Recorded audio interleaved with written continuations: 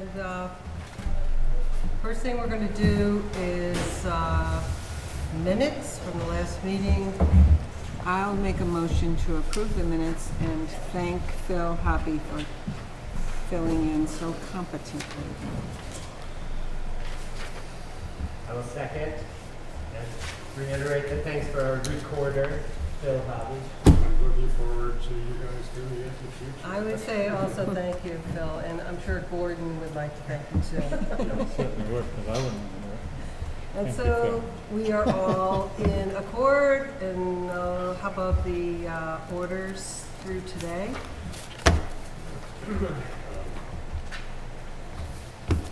I would like to start by saying thank you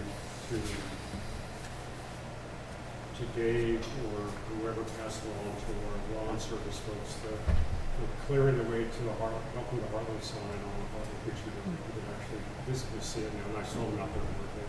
So thank you. Anybody want to make a motion? I move that we accept the invoices up to 8/16/21 as presented. Anybody want to second that? I will.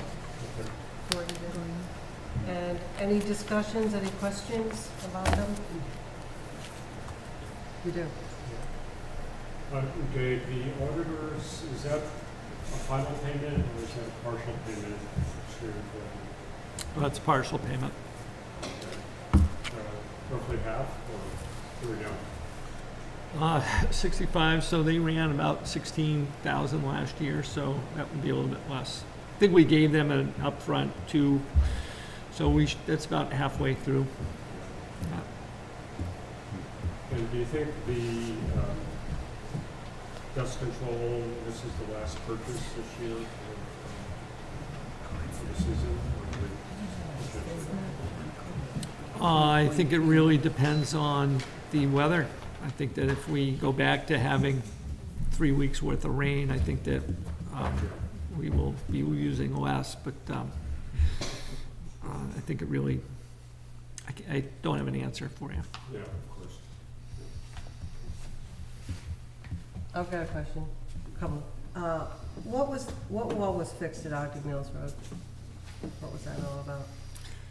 Yeah, so it's kind of a small road. Part of that is a town road that we plow, and the week of the 32 inches, we hit it. I think that it's,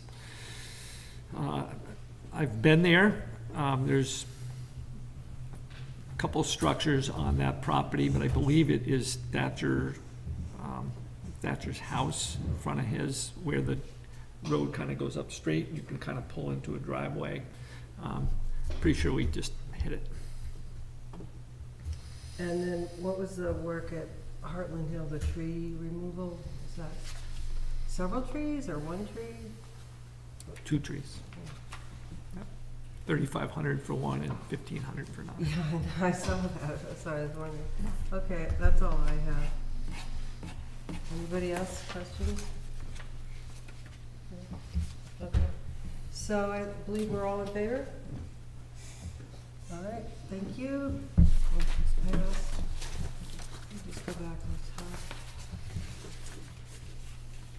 So any adjustments to the agenda? Just working around Tom. You should probably make that a formal acknowledgement. So the representative who's going to talk about the limited landfill agreement is late, and not surprisingly. I'm able to say that because it's my husband. So we are now going to switch and do him a little bit later after the Energy Committee. But first, we have a few minutes for public comments. I missed the minutes part. I'll just say that the copy of the ordinance actually gets submitted with the minutes as well. So you'll have the minutes, and then you'll also have a copy of the ordinance in the book. So do we have to sign that? You signed the ordinance last time. but we don't have to sign the handbook, okay. So no public comments, so Sarah, would you be ready to talk? Sorry, Sarah, you were all set up and Well, I wasn't I told her that she needed to hold off for Oh, that RPC guy, but, well, oh, oh. did I mention the RPC guys yet? Yeah, Did I oh, say anything about man. the life they live over there somewhere? He's probably having a cocktail or something somewhere.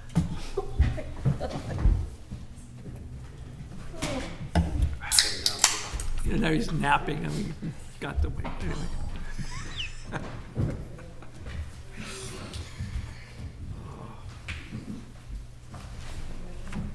Dave, is Sarah the chairman of the Energy Committee? Okay. Yes.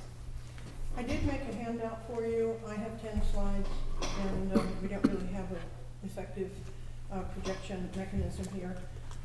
So I made a handout of the slides so that you could follow along and also have a record. So these are different than the pictures? This is- Pardon? What you're handing out is different from the pictures in the In the report? report, 3 of them are from the report and the rest of them are not. Okay.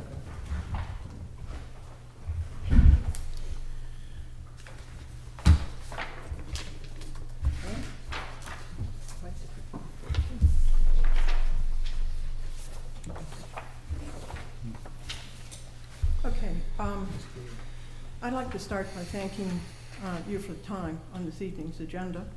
The Hartland Energy Committee appreciates the opportunity to open an ongoing conversation with the Select Board and the town about current and future challenges of climate change. I want to cover 4 things, hopefully briefly. That's my intent. Our current situation with reference to energy and climate in Hartland, what Vermont is doing to mitigate the effects of climate change. I will cover a few graphs from the Energy Action Network's annual report to illustrate one of the core problems and some high impact pathways open to us right now to address the problem. And lastly, I want to talk a little about what Hartland needs to do to help Vermont reach the goals of the 2016 Comprehensive Energy Plan, also known as CEP. Then I'll do the best I can, answer your questions. If I don't know an answer, I'll try and find it for you and get it back to you. And I see both Carl Chemnitzer and the Energy Committee and Rob Andridge are here. And we've had a lot of conversations about energy and climate issues, so they may also be able to help answering questions. So I want to begin by thinking back to November 5th. November 5th, 1965. On that date, President Lyndon Johnson's scientific advisors informed him of an increase in the level of atmospheric CO2. In 1965, the CO2 level was 320 parts per million. The advisors were concerned because this was significantly higher than what had been seen as a maximum previously, based on ice core data, even preliminary ice core data back in the 1960s, that this was higher than the previous maximum of 300. And of course now we have much more ice core data, we can go further back. The advisors were also concerned specifically because CO2 was known as a greenhouse gas, and it's so called because it can absorb heat. Specifically, heat radiating back out into space overnight from the excess heat that was absorbed from sunlight by the Earth's surfaces during the day. So if you look at slide 2, and I've numbered the slides so that I can easily refer to them without projecting them, and of course it looks very small. But what you can see here is this is parts per million CO2 in the atmosphere as a function of time, and it's going from present, which is on the right, back to 800,000 years. And you can see there's an up and down and up and down, and that relates to glacial and interglacial periods. But if you look all the way to the right, you'll see that the line, unfortunately not very dark on the printout, goes straight up at the end. And there's a little purple note there. And I believe that might be the 2019 average. But the key thing to note is what it says in red. August 2021, we are currently at 415.4 parts per million. And remember, the maximum over a long period of time was 300. This represents nearly a 40% increase compared to a century ago, and as well as hundreds of millennia going back in time. Over the same time, the average annual temperatures have increased over the entire globe. This change can be easily visualized in the graphics on slide 3. These were prepared last year by a climate scientist, Ed Hawkins, at the University of Reading in UK. They collected average annual temperatures from countries all over the world, and in some cases the states and provinces of large countries. They calculated an overall average temperature over the 125 years they were studying, 1895 to 2020. And then they compared each individual year's average temperature with the overall average. And blue indicates that the year was below the overall average, and red indicates the year was above the overall average. And I think it's very clear that there is a shift over this 125-year time frame from blue cooler to red warmer for both the United States, also other countries, and specifically for Vermont. Coming a little closer to home, slide 4 presents a summary of changes in Windsor County over the past 50 years, starting in about 1970 to 2018, almost 50 years. And on the left, you'll see the increases in average temperature, annual average temperature, annual precipitation, annual heavy precipitation. At this point, there has been no increase in the number of days over 95 degrees Fahrenheit. That would be the high for the day. But we have 8 fewer days below that don't stay below 32 as the high for the day. And the growing season has been extended by a few days. If we look at these numbers and without mitigation, and we project out to the end of the century, we're going to have more extreme heat, increased precipitation, including heavier precipitation, and the estimates are 24 days over 95 and 51 less days below freezing. The growing season will also be extended, and that sounds like a good thing, but you have to remember that there are negative consequences that come with that, including allergies, pests, insects, and vector-borne diseases, insect vector-borne diseases. Would that be like, Lyme. yeah, And also the tick burden on a lot of the wildlife, yeah. and the moose and everything. It's because they have and they don't get killed off over the winter because it's shortened and not as cold. So fortunately, in my opinion, Vermont is a bit ahead of many states, not so much in New England, but of the whole country, in terms of dealing with the challenges that we're facing. It was in 1998 that Vermont released its first comprehensive energy plan, abbreviated CEP, as I said. And this is summarized on slide 5. There are 3 on the left-hand side. There are 3 key provisions relative to what I'm talking about tonight on this, 1998 was the first one. It was updated in 2011 and then again in 2016. So the 2016 CEP is what we're dealing with right now. Key provisions: reduce greenhouse gas emissions 40% below 1990 levels by 2030 and 80 to 90% 1990 levels by 2050. In addition, meet energy needs from renewable sources 90% by 2050 and reduce total energy consumption, hopefully by at least a third by 2050. The CEP was in many ways aspirational, but last year the Vermont legislature passed, with bipartisan support, the Global Warming Solution Act in 2020. And one of the things this did was that it created a Vermont Climate Council. And a main charge for the Climate Council is to develop a climate action plan for the state. This is to be completed by December of this year. I have attended one or two Zoom meetings. I know they are well along their way and making progress on a very, very, very broad and difficult problem. Their purpose is to write a plan that specifies what Vermont will do, not try to do, but will do to reduce greenhouse gas emissions. So we're going to focus on greenhouse gas emissions. And so the next slide, number 6, is from the Energy Action Report that I asked Dave to send to all of you.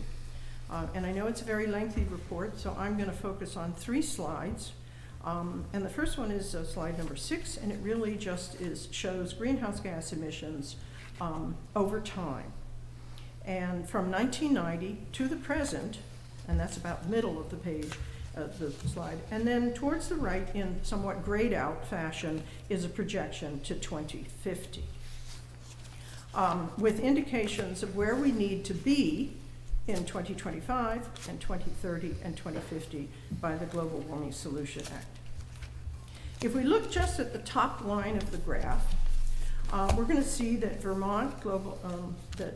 greenhouse gas emissions in Vermont increased from 1990 until 2005. And of course, they start the graph at 1990 because the changes are supposed to be changes relative to the 1990 levels.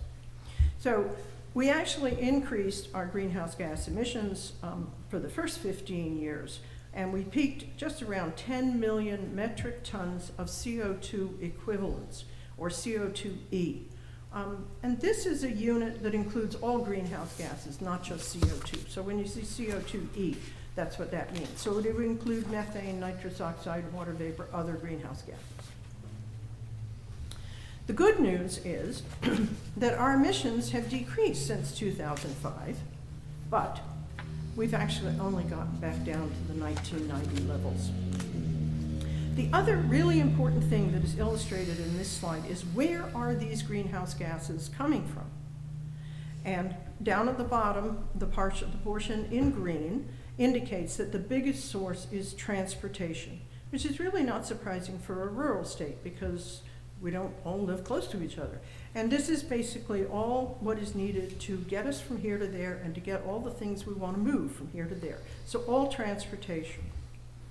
And that's the green. And then moving up, the orange section is thermal, which means building heating. And then as you move up further, somewhat smaller contributions are electricity generation in blue, agriculture in yellow, industrial processes in maroon, and waste management in gray. So what we have to do is we need to be getting to that grayed out portion on the right and reducing the total greenhouse gas emissions. So as we do that, as we work to that, we're going to get the greatest benefit if we focus on the 2 major sources, which are transportation and thermal. So the Energy Action Network goes on to analyze a lot of data from the state and from numerous other sources to come up with the 5 highest impact actions to reduce transportation greenhouse gases. And that's shown on slide 7.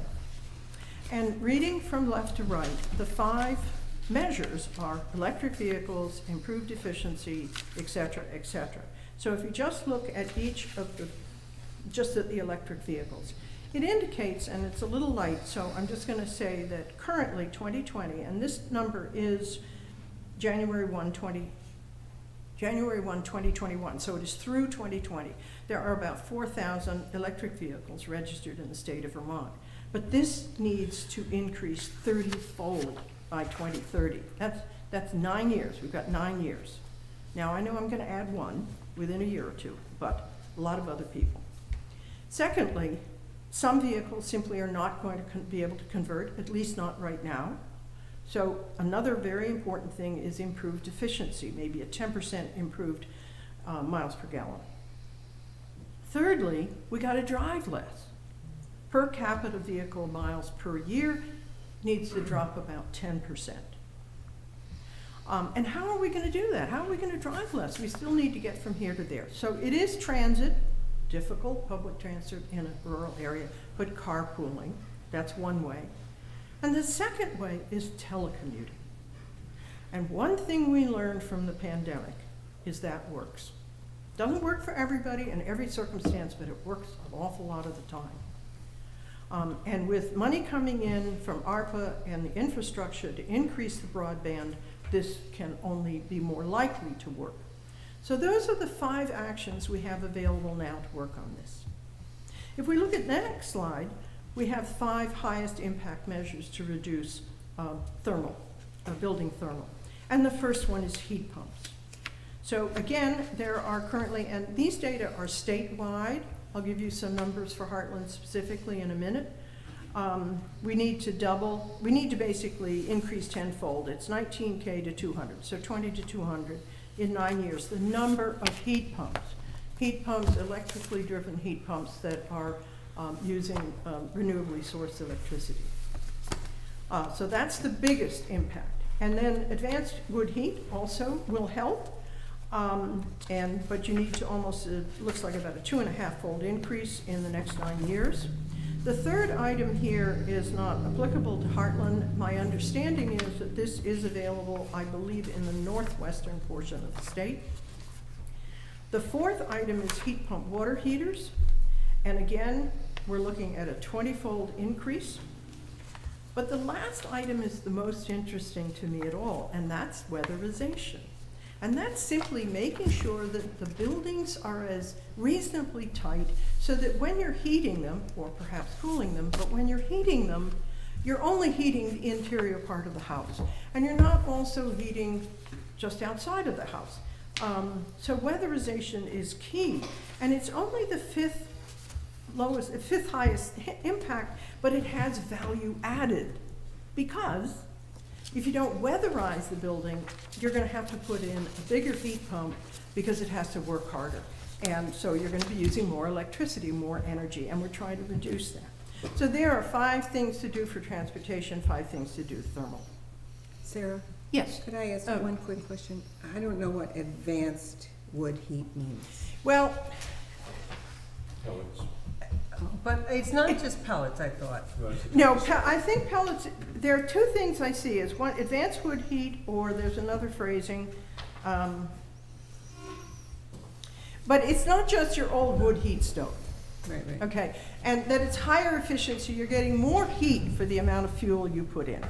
Sarah, I can Yeah, answer can you that. answer the question I I see. for can, us? because we put in an efficient evaporator for our maple sap, Yes. and it puts the air in the right place in the combustion. And we went from lots of smoke to no smoke at all, and are now burning about 65% as much wood as we used to do the same thing. So it's the efficiency of the system, and it's some technology to somehow allow us to pull the most energy out of the source. Thank you. So those are 10 things that we can be doing. Now, how Vermont can do this as long as each town does its part, and each person, or at least each town, I should say. So what contribution does Hartland really need to make? And slide 9 shows some Hartland-specific targets for Vermont to reach the CEP goals. And these were prepared by Two Rivers Ottaquigi Regional Commission. And these came to the Energy Committee when we were writing the Enhanced Energy Plan in 2019. And I moved them around from the way they presented them because I wanted to focus first on transportation and then on thermal. And so you'll notice that, so for Hartland electric vehicles, we need to have 208 electric vehicles registered in Hartland by 2025. And then the number really jumps by 2035 and up to over 3,000 by 2050. And the same intermediate targets all the way to the 2050 goals are given. for both transportation and also thermal. Heat pumps, 145 heat pumps needed in Hartland by 2025 for Vermont to stay on track to its goals. Excuse me. And also about weatherization of buildings. And again, new efficient wood heat systems. And I did also add here the issue of electricity from renewable sources. Hartland currently generates about 20,000 megawatt hours a year between all the solar on various buildings or what have you and the hydro. So we already make 20, the number is 20, the unit is 100,000 megawatts. The thing is, we have to make more renewable electricity. And the goals are given here, again, for 25, 30, and 50. And if you look at the 51, it means we basically have to double what we do. And it seems to me that's going to come from solar. I think I'm correct, you might correct me if I'm wrong, that we're pretty maxed out on hydro. And big wind is not feasible, but I must admit, I think small wind and residential wind is maybe coming. So that would be very small things that wouldn't be obstruct views or anything. So the real question gets to, where is Hartland today? And I just have to be honest with you, and here I ran into a problem. Actually more like a wall. So slide 10 has several blanks, and I have not given up getting these numbers, and when I get them, I will send them on to all of you. I have identified 2 data sources. One is Two Rivers, Ottaquidgee Regional Commission, and the other one is the Energy Action Network's dashboard. It's called the Vermont Energy Dashboard. The problem is, on the 3 items, weatherization, heat pumps, and advanced wood heat systems, they don't agree. Now, I have some ideas in my head as to why they don't agree, and I'm in communication with both groups trying to straighten it all out so that I can actually tell you, as of a specific date, where Hartland was and where we were on the goal to 2025. But number of EVs is very simple. It comes from Department of Motor Vehicles, and both sources, Twin Rivers and the dashboard, agree. So we have 24, as of 12/31/19, we have 24 electric vehicles registered in Hartland, and that's only 12% of the goal to 2025. So we have a lot to do. So that And was in renewable 2019. energy. Pardon? In 2019, so that's. We had 24 at the end of 2019. So it One of the might other be challenges is, and I think this is pandemic related, there is no, the data for 2020 is not available. One of them is coming up momentarily, so I should have it maybe within, I thought I was going to have it by last Friday, but I didn't get it. So just to clarify, yes. is an electric vehicle 100% electric, or is it hybrid?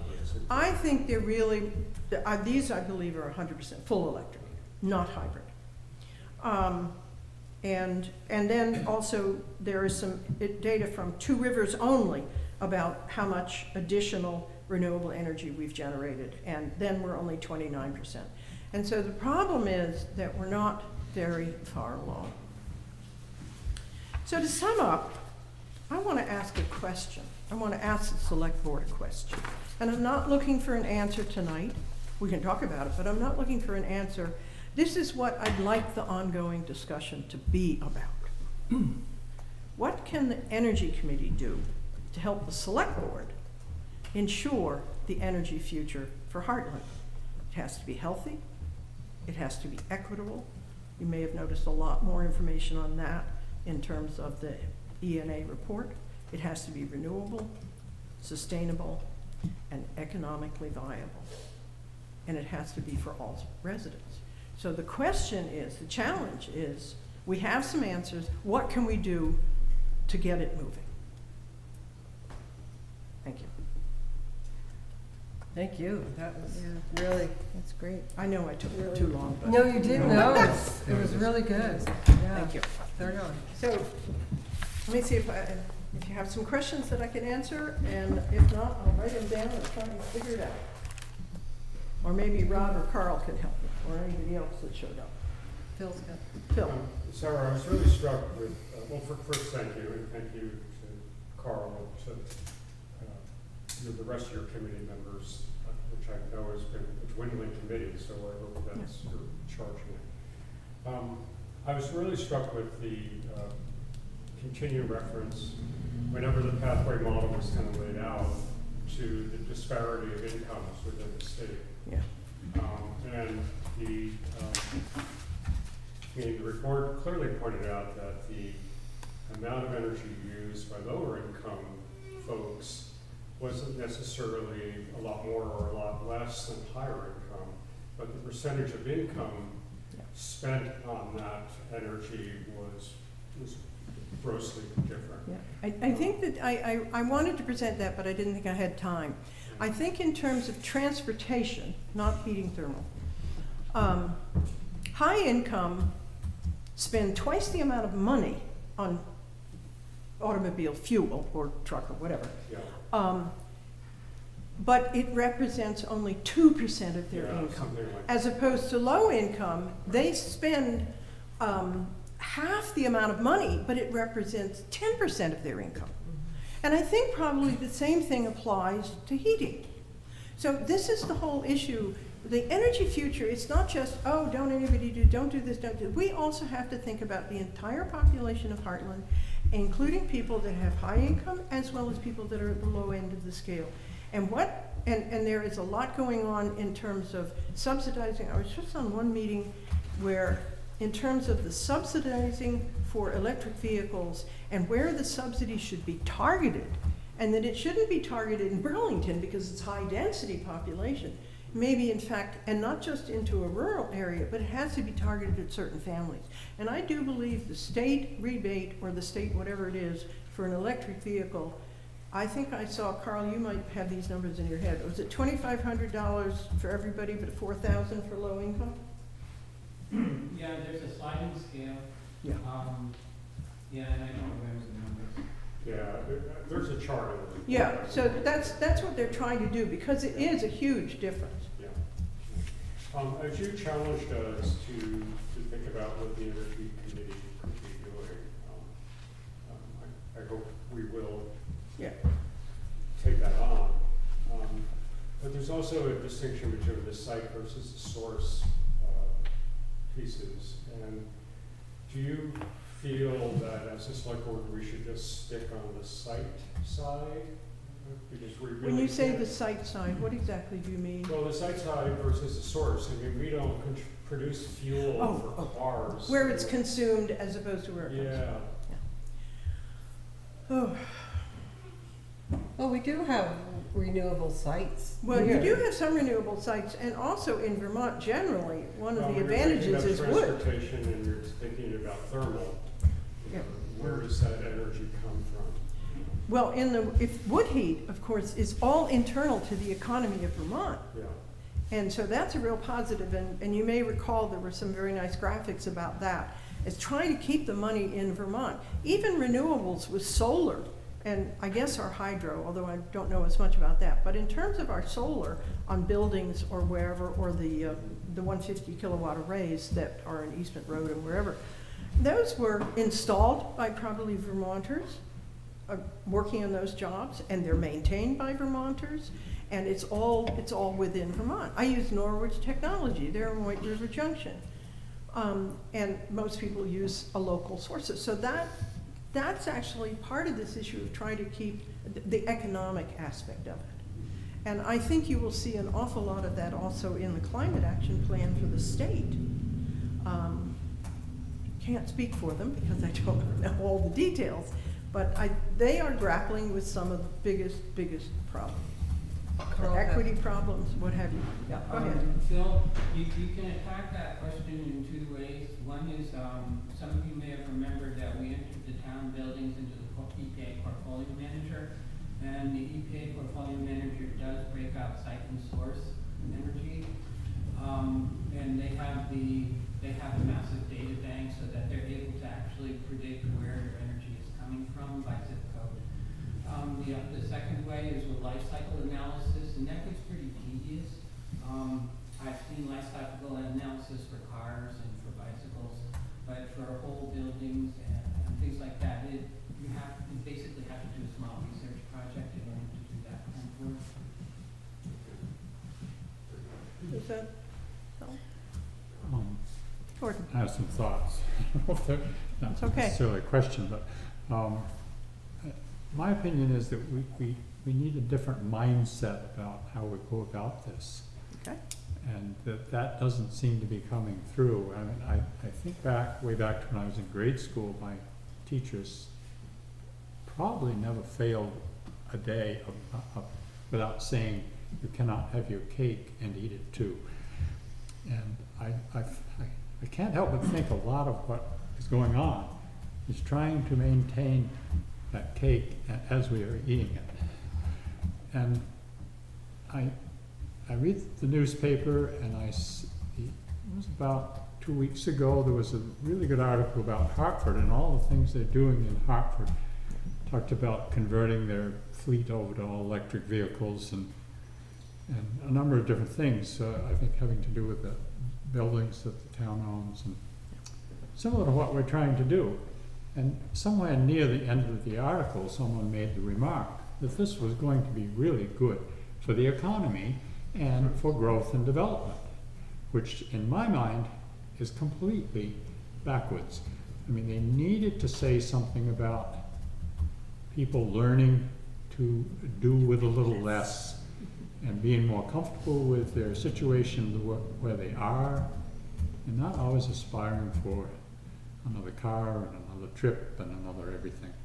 And then I noticed in your report here, Hartland having by 2050 3,063 electric vehicles.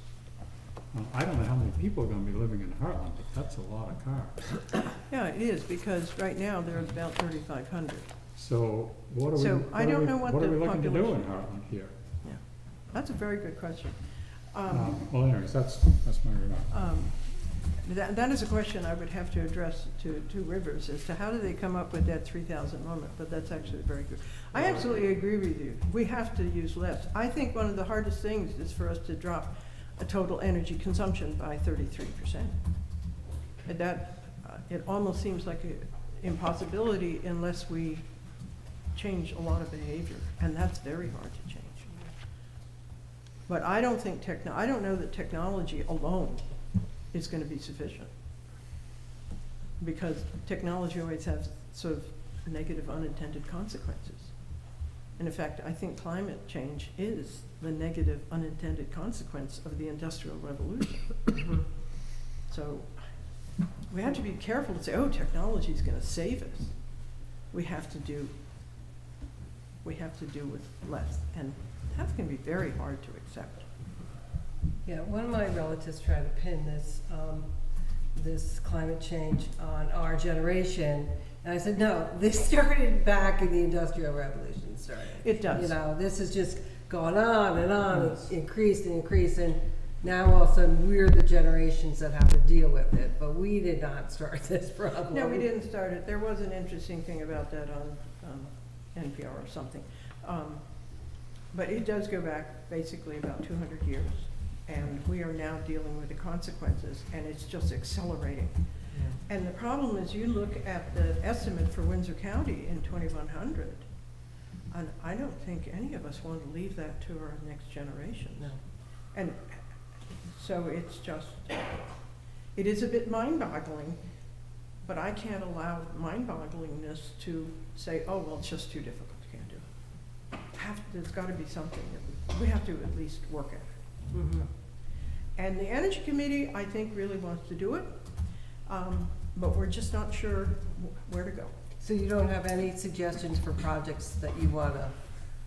Oh, yeah, well, and momentarily, as soon as we get a site visit on the library, we'll have a proposal for you for what to do with the HVAC system. Okay. And, you know, there's going to be a pro and a con. Which is going to be most expedient, which is going to be cheapest, and which one is maybe going to cost a little bit more, but 20 years down the road, it'll be payback.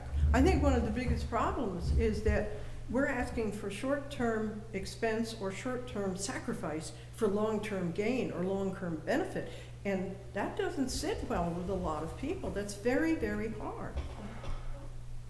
So, but we do want to do that, and then Dave was going to try and fit in some information about, we did 3 energy audits on Damon Hall Rec Center and the library, just finished, and where would we go from there? But the library, to me, is handleable. It's not a historic building, and it's smaller, and it's not the best construction, but I think you can deal with it. Damon Hall is a huge challenge, and likewise the rec center. Curtis? Hey, man. So I would like to propose, as Gordon did, a kind of mind shift. So throughout much of the history of discussion of climate change, it's been focused on individuals making changes, individuals doing things differently. We have this individual responsibility. We have to do this differently as individuals. And that's one way of tackling the problem. And we just heard a different iteration of that with what you all were talking about. Project-specific things. We have this specific thing. How can we do that? How can we make changes? How can we increase the efficiency of this specific thing? But the other side of the coin for addressing climate change issues are these systematic issues that sort of pervade everywhere around us. We don't even think about them. We don't even know what's happening. And there's almost like an analog for that at the select board level, which is that instead of focusing on specific projects as they come up, we focus on policy that allows our administrative staff and our executive staff, like Dave, to appropriately plan and integrate in to their thinking changes that will systematically start to address the issue and help improve Hartland's contribution to the CEP or whatever you want to care about. So what could those policies look like? Our discussion could be, well, okay, the library, we have a HVAC system with this R level and an HVAC system with this R level. How many thousands of dollars is one R worth, right? That could be our discussion. Or we could be talking about things like setting out plans for the town fleet to switch over to electric. We could set goals as a town that by 2035 or 2040, our town fleet has switched over to electric in all instances where it's possible, right? We could set policy, something like for every project that we undertake in an existing building, an additional X% of the budget on that project needs to be spent on increasing weatherization or increasing the efficiency of that. So for instance, we're considering using ARPA funds or the block grant, no, not just ARPA, but, or the block grant funds for the elevator in the rec center. And if we as a select board had a policy that 10% of project costs should be spent mitigating the effects, the energy effects of this project or this building, then we would be committing as a town to, in addition to using that block grant money or using that ARPA money, we would be putting money in to improve the efficiency of the building. And that's one policy. We could make that choice once, and that's really clear guidance that people like Dave could incorporate into their planning for every single project going forward. And we wouldn't have to revisit every project. What are we going to do with it this time or for this project? So, like, those were a couple that I had thought of as I was literally just sitting here listening to Sarah, so I didn't put a bunch of thought into this. But a couple more would be something like pursuing or passing a policy that instructs the town to pursue net metering projects on town land, right? So solar net metering projects where we're trying to create our own electricity and then sell back whatever excess we have to the grid, and then we get that money as a town that we can then use. Or something like, we could even bring in, you know, one of the key functions that we do is gathering taxes and levying and setting tax rates, as we've done recently. And possibly something we could do is looking at how we could use tax funds that are generated from improvements in weatherization. If someone puts in a heat pump, if someone switches their entire heating system over to heat pumps, they're putting a lot of value into their home. As it stands, the value of their home would increase, the amount of taxes they would pay would increase. So while that's probably a relatively small disincentive, it is still a disincentive, right? And as a town, we might be able to think about policy that would prevent that from being a disincentive to homeowners to do this switchover. Can I just add something to that, Curtis? Sure. It is my experience, not my understanding, it's my personal experience, that the value of my geothermal heat system with full solar was not considered in the assessment of my house. Then that's good. So it didn't raise the Right. taxes. It does generate potentially a problem down the road if I want to sell it, but So right now. I don't want to get stuck on a particular, as I said, these were just things that I sort of like came up with out of a lower part of my body while I was sitting here listening to Sarah talk. But I think the impetus that we could get from this conversation is, instead of thinking like, oh, for this project, how could we increase efficiency? Or, oh, for this building, how could we increase efficiency? But challenge ourselves to think really cleverly and creatively about what we could do at a policy level that would help mitigate these effects and bring us closer to the goals that we've stated and that have been passed into state law.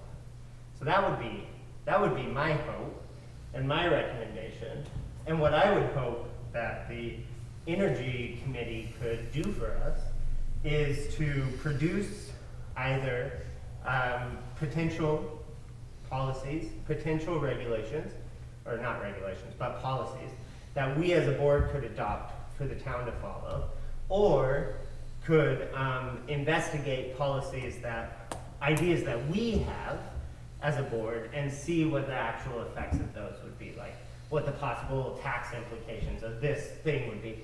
Instead of saying like, oh, we want to know what the tax implications of this are, or of this thing is. Hey, Dave, can you assign someone to do that? Hey, Stacy, can you take time out of your lister's office? If the Energy Committee could serve as a source of expertise and a source of labor to help us explore the implications of possible policies that, if adopted systematically, would really help bring us closer to our goals, I think that would be a great thing. Thank you. That is very interesting. We have to move on, but I really admire what you've put together. It's so thorough and so specific to Hartland that makes it interesting, more interesting than just some, Statewide. local thing. Yeah, it's really, it gives us a lot to think about, Sarah, so I appreciate all of the work that you've done. It's very professional, it's really excellent. I don't know, Dave, if I've completely consumed well beyond the time. You've got about 3 more minutes, Sarah. Oh, 3 more minutes. Yes. Well, maybe you could just take a 3-minute break. I'll leave that up to Dave. So I do have a couple questions, however, they're the opposite of where Curtis is coming from. I am in the minutia. I would like to know how many bike racks are in town. Well, how many bike racks? How many EV chargers? I know David's already said that you wanted information on that. Am I correct? You wanted advice on how many EV chargers? Well, in because town? you know what we were talking about, if we switched the town fleet to electric vehicles, they'd have to have some place to Yeah. charge up. So that was, Yeah. that was the question. But bike racks I'm interested in specifically because I have an e-bike, Carl, finally. So I talked to Carl about it years ago. I think there's 2, And where are they? There's at the library. library and park and ride. for bike racks. Yeah. So there's nothing here, right? No, nothing here. I'm parked in the grass right And did you lock it? now. Now, Hartland's generally pretty good, but I had conversations with V-Trans about leaving your bike down at the parking lot all day, on a sustainable schedule. So, in particular, like the Thatchford one was the one that triggered the conversation, because at their parking ride, really spent right over, and, seeing these stuff. So, they are thinking about it, and with some of the money that's coming, the stimulus money, there should be some improvements to bike and ped infrastructure, but they need to be pushed on a little bit. Thank you. The other thing I wanted to ask, Dave, I think you probably know this, where does the electricity that's generated in North Hartland Dam, that goes out of state, doesn't it? Does anybody know that? Some of the electricity generated at Hartland, my understanding, does go out of state. Because I remember being very confused by something, and I said, well, where did it disappear to? And it's because it goes out of state. But at the end Am I of the day, it correct, doesn't Carl? matter, right? Well, we're talking about getting, we're talking about the percentage of electricity we want generated by by renewable sources for Heartland, and we got this dam right there, we could, you know, we could count that, but apparently we can't. No, it's double counting if we count it. It's, Oh. I think it's a consortium in Boston owns North Hartland Dam. And there was also a consortium that owned the, Peachy Willow Mill Dam. However, that appears now to be owned by GMP. But either way, it's not electricity that we can count for our own use. Okay, thank you. Could I ask, Dave, maybe you know this from the ARPA details or seminars you've gone through, whatever. Can any of that funding be used on energy efficiency improvement? To be determined. I think that's something that, as you figure that out, I would love to have that information. I've heard some people that say possibly. I read it as it has more to do with the kind of the clean water aspect of things, because it falls under that category, the way it's written, but stay tuned. All right, so thank you very much, Sarah, Rob, Thank you, Carl. Sarah. Really The appreciate other it. piece on bicycles that I know Carl's been really involved with is pressuring the state to decrease the size of the traffic lane to allow the bicycle lane. I think that's something that almost like falls under general policy that we should be embracing that. Okay. Yeah, so, I'm not prepared to speak about it right now. Maybe I can come back and talk about it. Please. Yeah, there's some really good features there, and I noticed that V-Trans just released their new, long-term, bicycle plan, and in it, they, for all the time I've been on the energy committee, they've been recommending 3-foot shoulders outside white out lanes, and in the latest plan, they offered 4-foot. Wow. So, they're headed in that direction. Okay, great, thank you. So, we are now going to, We need to do some of the energy reports, Mary. energy reports? The energy audits. Oh, you want to, right. Second part of it, you might as well kill it unless you want to bring in Mr. Kennedy before he dozes off. We can, which will be fine. I think you can split the two up. Okay, I forgot about those parts, actually.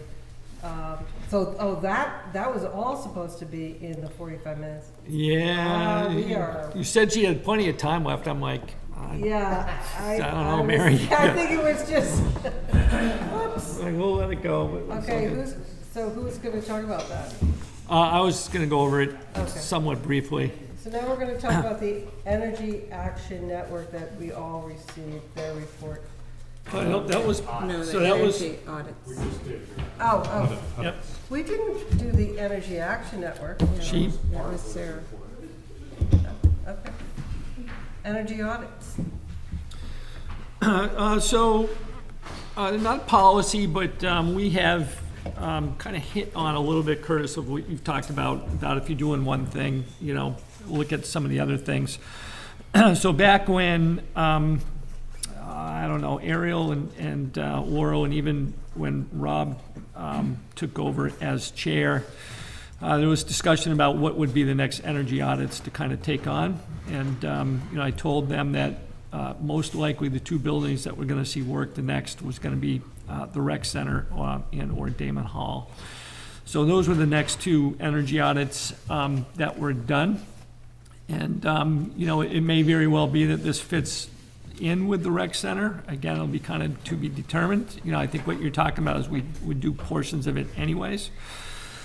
So the rec center certainly is worthy of discussion, as is Damon Hall. And as you look at this, there are some underlying features, as to what we need to do and what we're seeing. So I'll just kind of hit real quick on the rec. I'm going to kind of hit quick on all of them, but in the rec center itself, the attic is kind of singled out. The need to insulate the attic is kind of singled out as a need, and as is the basement being uninsulated. That's, I think, me. So I highlight the basement at the rec center as being in need of insulation, and if you look at the Damon Hall one as well, you'll also see the basement is in need of insulation. I haven't really looked, I've looked a little bit as to what they recommend to take care of that, but I think it's important to note that one of the things that constantly comes up in my discussions with you is a need to take care of the drainage at the rec center and at Damon Hall. So you see a kind of symmetry there as to, things that need to be done and perhaps can be done at the same time. Certainly, I think that those two make a whole lot of sense. Windows and doors at the rec center is highlighted and certainly is and continues to be an issue, and I think that that's something that we can look at. And those three things, and I will, and I think that this came out briefly at the last meeting and the meeting before, now that we are not going to be able to do the steps to Damon Hall, is at both buildings, the lighting is in need of being switched over to LED lighting. I will notice, or will note that that's not only for the rec center in Damon Hall, but for the Four Corners Children's Daycare. The activity center is also in need of that as well. That is the rec center. Damon Hall, they made some recommendations, a couple of which may be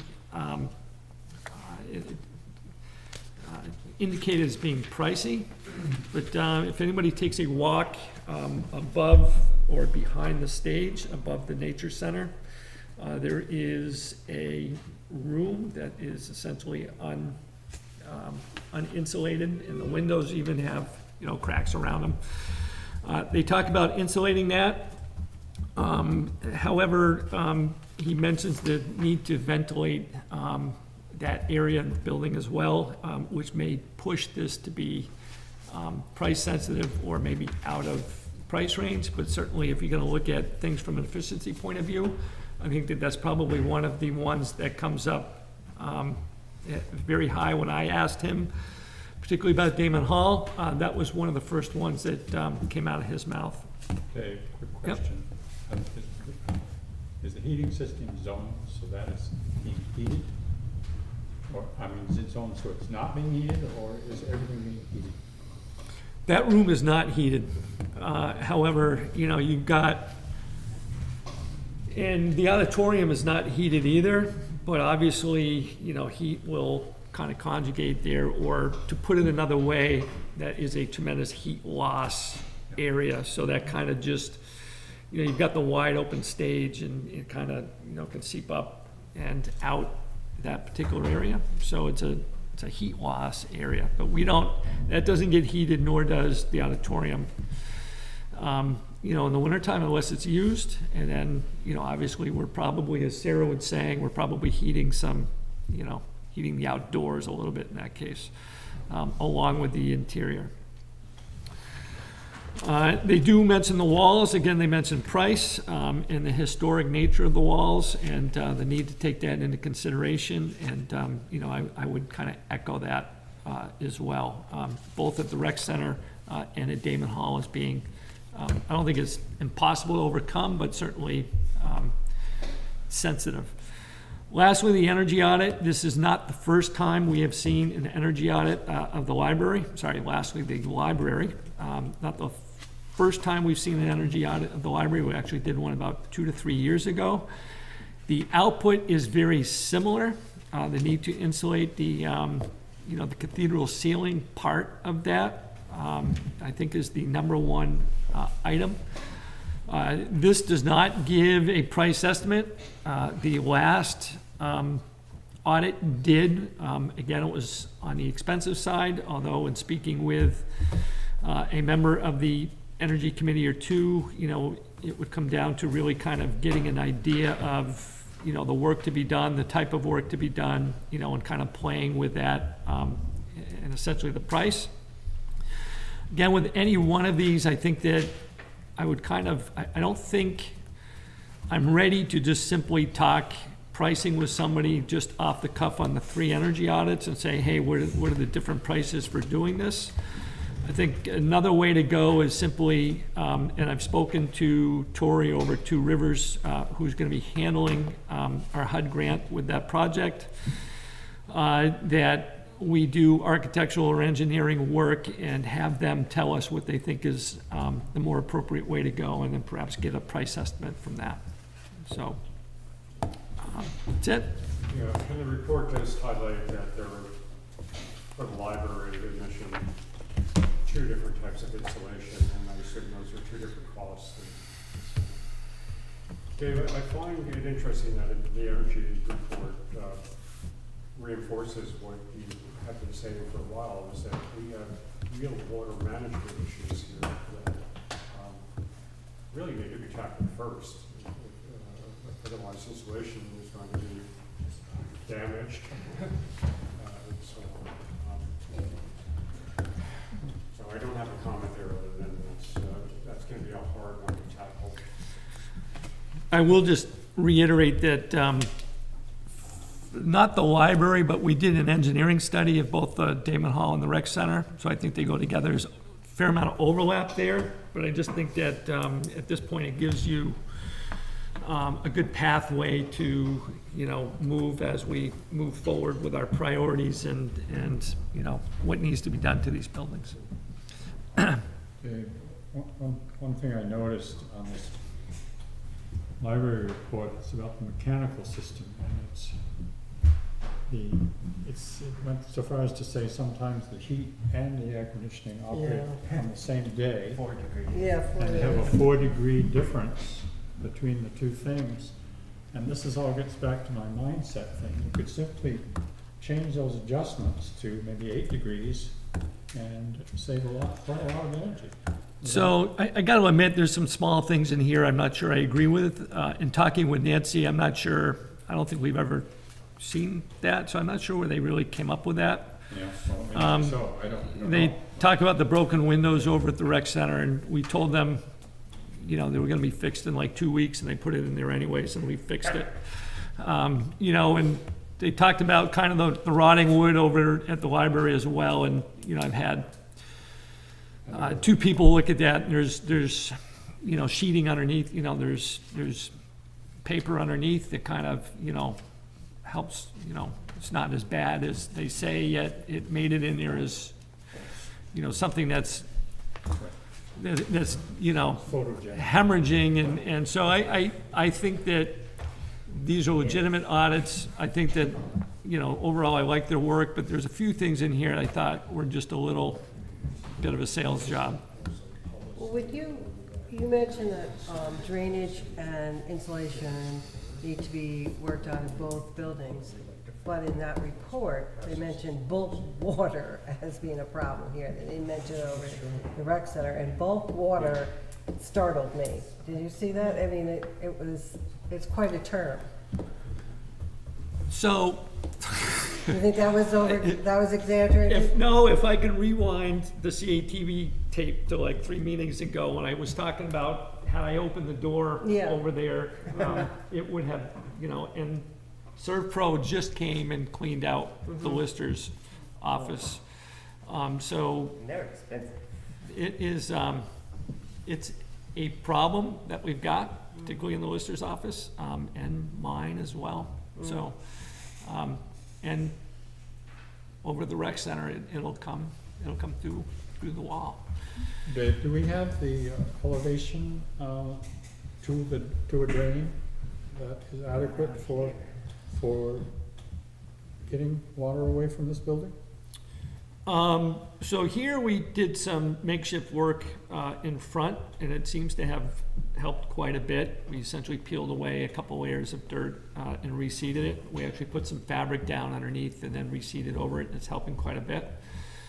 In places we do, and in places we don't. I'm a little bit more familiar with the rec center. There's not, for instance, in the back, it slopes straight perhaps, but you've got very little grass, and then you got a parking lot. So, you need to implement the French drain system or something and have it, or I don't think the gutters will work too well, but, we need to implement a system that's gonna go underneath the pavement and then out. There's actually some ditching there between the rec center and the neighbor. The rec center's obviously got ground going away from it, but I'm thinking about this building is kind of sitting in a hole. Right. So I'm wondering Yeah. So my understanding is so we did a temporary fix over here. Most of our other problems actually is the cement around the building, and that being one of the more detrimental historic pieces of the building. I've had 2 people look at it and say that's gotta go to help this out. And then there's places in the back that, yes, you would need to make sure that it, because with the cement, actually, it goes straight. And then it kind of, in places, goes down. So my understanding is that's a historic piece we need to adjust. Mary, Yes. before we move on, I have an idea. And I think like this opportunity where we had this report presented that was really well done and communicated a lot of information, and we saw these energy audits. It would be, in my mind, it would be unfortunate almost to sort of let an opportunity like this go by without, taking some sort of action or planning to take action. So I came up with something that I think should be palatable, and would really be helpful. So, under Dave's sage guidance, we have begun putting in contingency funding into the projects that we do for the town, right? So if we want to get a project done, to ensure that we get it done in the face of cost overruns or whatever it is, we put in this 10 to 15%, I think 15%, right, Dave, is the good number, the comfortable number? So 2 different discussions a little bit. For contingency funds for projects. So the 15% comes from GASB, which is Governmental Accounting Standards, which basically states that you should keep 15% fund balance, which is just basically free cash on hand for those emergency situations that just arise. Yeah. I suppose that can be an emergency situation that just arises that, oops, we went 400 grand over on a project, which certainly can happen. Or it's kind of an oops, a hurricane just ripped through town and we've got no funds anywhere to, and we need to fix immediately. So under Dave's guidance, we started building that into projects. Like Three Corners intersection has a 15% contingency fund that we put into that project. And that's really great because it lets us get things done and we budget for it appropriately, right? So we've already budgeted for that money. So this would be, here is a suggestion I would offer. What about for projects that we do in town, any balance of the contingency fund is used on energy effects mitigation For that project. for that project. So we've already set this money aside. In order to even go forward with this project as a board, we had to commit to that contingency fund, just to feel comfortable going forward with that project. So we've been responsible stewards. We've ensured that the project can get completed on time and the funds won't go to waste. And 5% is left over, right? So that 5%, we've already committed it to that project. So why don't we use it to make it even better by mitigating the effects of the energy of that project, of that building, of that whatever? What does that mean? So this is not a, I don't know what that means. What does that mean? Like, maybe at the library, let's say we have a shingle job at the library. We redo the roof on the library, right? So we put 15% contingency funding in there. At the end of the project, it went perfectly well. Everything was on time, on budget. We have this 15% left over. It gets invested into insulation, into the library attic. Sure. Or something like that. possibly a fund for energy-related items at the library for that specific Right. building. Yeah. So we keep it in the circle of the intention of what we're doing. We're working on the library. Maybe from a flow perspective, a project management perspective, we Save if we it up. have money left over, we can't rip the wall off and add more insulation because that would be not prudent. But we save that money for the next round of work. So I just throw out one huge caution. So for instance, like the three corners intersection or like a HUD project, so that bond, most of that's with bond money or grant money that's spent, just for that purpose. Right. So, it would need to be, essentially in my mind, almost, there may deviate a little bit in there somewhere. But it would need to be like a Hartland funded project that you Yeah. do that. Otherwise, I think you're gonna run into, pulling funds that you can't. No, I think that's perfectly right. And Like, I want to. Yeah, we both agree with you on Yeah. that. Just So- the So difficulty what of is federal funds. customarily done with leftover That's a great contingency funds? What is customary? I'll let you know when we have that problem. Doesn't We have doesn't usually happen. I think we now. Generally speaking, the folks in the finance office would be hounding to get it back. Well, I think generally speaking, we haven't built contingency funds into our projects. So we're starting this new best practice that will enable us to do projects in a much better way and in a more responsible way of using the town's money. So while we're building in this best practice, we can also think creatively about how to leverage this best practice even more than we will already get out of it. And one of the things we could do is we could use it to mitigate the energy effects of that specific project. I think it's an interesting idea. I just wonder in reality, what the effect of that, how many projects, how much money. Well, I think, Mary, you're right. We're sitting here today, we don't know Yeah. the answer to your question. Mhm. But I think if we're looking to start somewhere, that this is the intent of our direction. Yeah, I don't disagree with that. I just, I don't wanna think that this is, it's a baby step. That's how I put it. Yeah, I think it's a.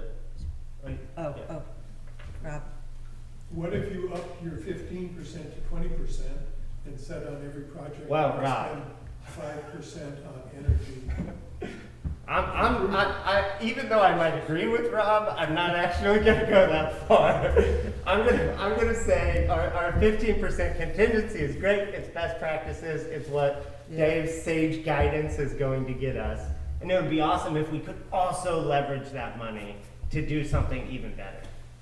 Well, another question would be, are there any of the models in the state, that are using an approach like this, where there's you know, I hate to use the word tax, but there is a, you know, to implement this project, and to meet the goals that need to be met by, that have been laid out here, you know, there should be an additional fee put on the building project to help us reduce the greenhouse emission gases.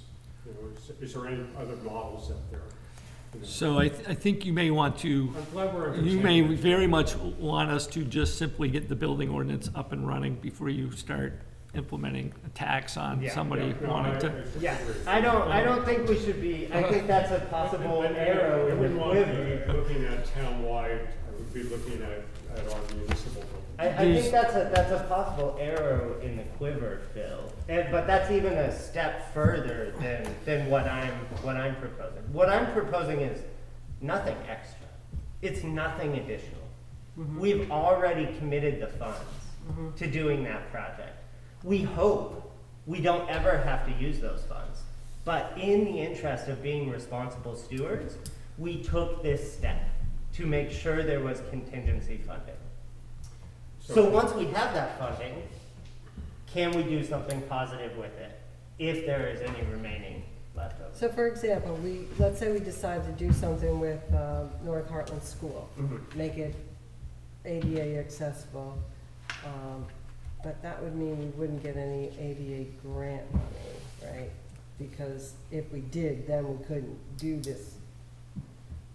Well, we're not- Well, I think the particulars would be investigated in each situation, and I think they would be, like Dave highlighted earlier, I think in most cases, they would be pretty plainly obvious. Well, you can't do this with HUD block grant money because the HUD block grant doesn't say you can. Yeah, I'm just thinking, how many of these projects do we do without grants?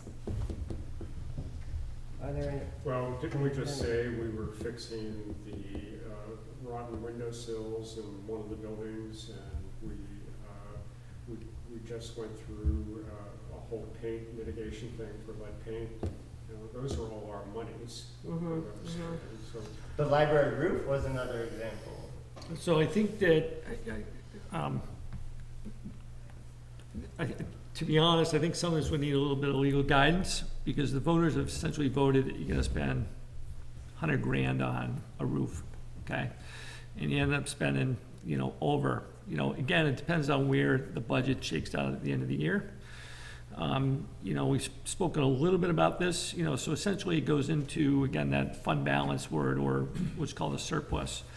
Generally, it then takes voter approval to do something with that surplus. So I think that to say, you know, we're gonna put, you know, I think somewhere, you know, it would need to be clear that, you know, look, we're budgeting $100,000 for a roof, but if it happens to be 90, it's gonna go towards, you know, energy efficiency or something like that. I'd have to kind of look into wording and how that might work. You know, otherwise you're kind of laying out a path. There's give and take. Certainly we have overtures and we have undertures. And it kind of goes to, you know, other operating expenses and such. But it doesn't necessarily, unless we've specified, you know, and I think that we did it in the budget with, you know, $4,000 for HVAC system, or, you know, the fire truck is specified that it's $60,000 going towards a fire equipment fund. You know, it's clear to the voters that they're spending on $60,000. So I think it would need to kind of fall somewhere within that realm. So I'm not 100% sure whether it could or couldn't be done. I think it would just need some guidance. So The policy thing's a great idea. Maybe one of those other policy ideas that you. I actually think this is the easiest one, and I'm fine with it not like, no, what, the Hartland Selectboard make a decision the first time they hear an idea. That's never gonna happen. But Ouch! But no, I think that's a good thing. Gordon called me when I first got on the board, and he was like, "Listen, we do things slowly for a reason. There's a purpose behind it, right?" I think that's a good thing. But just like what we did with case management, maybe it would be good as a board to sort of formally acknowledge that we want to explore something. And to that end, I might offer something like, a motion to explore using contingency funding for project-specific funds towards energy mitigation, or energy effect mitigation. Well, he's gonna, did you just make that motion? We can have a second, then we'll have a discussion. Can we, well, it's actually a discussion item. This whole thing was just meant to be a general discussion, so, it's listed on, so if you want to do what Curtis is I know. requesting, let's put it on as an agenda item.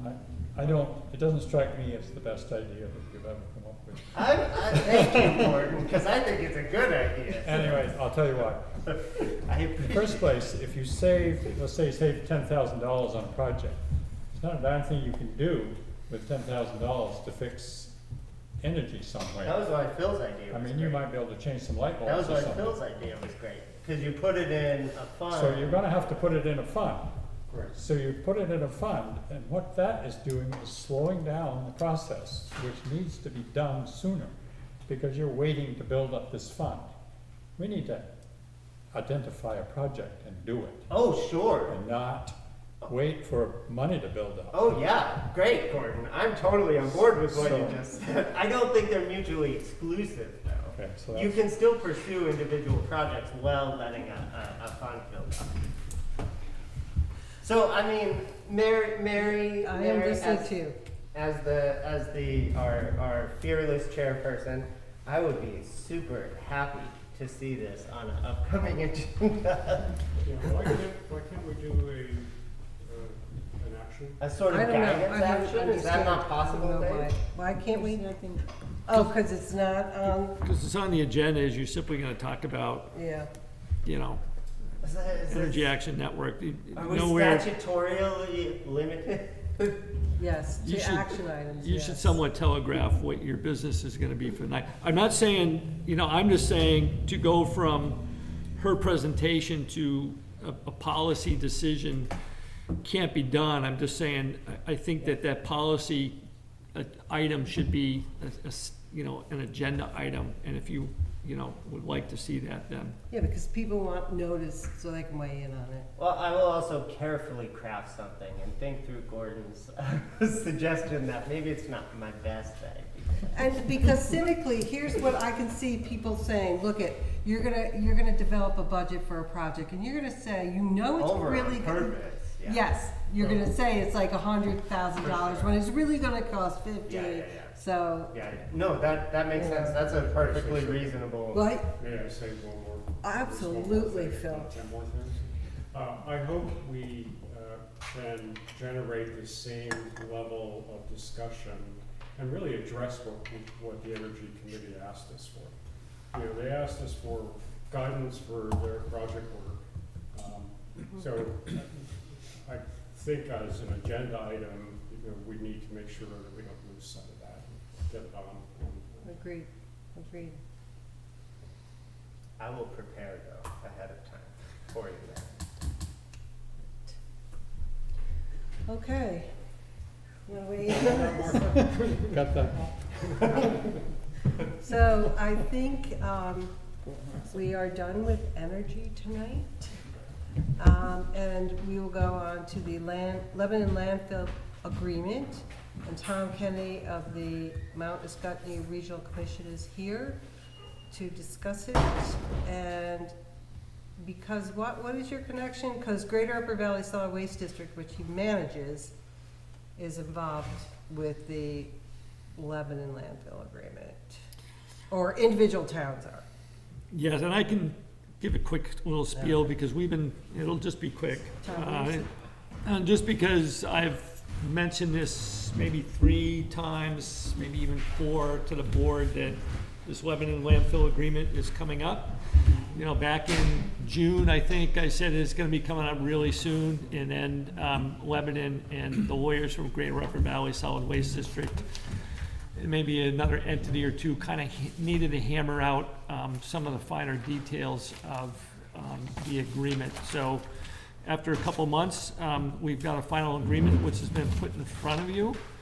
And I'll just simply say that, you know, at the end of the day, regardless of all the details, You know, it comes down to, you know, if we would like our residents to utilize the Lebanon landfill, we need to sign it.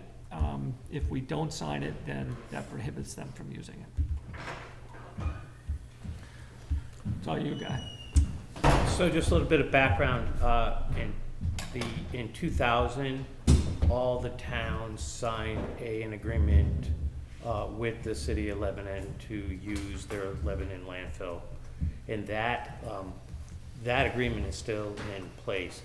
It was a very one-sided agreement, especially when it came to liability issues and the like.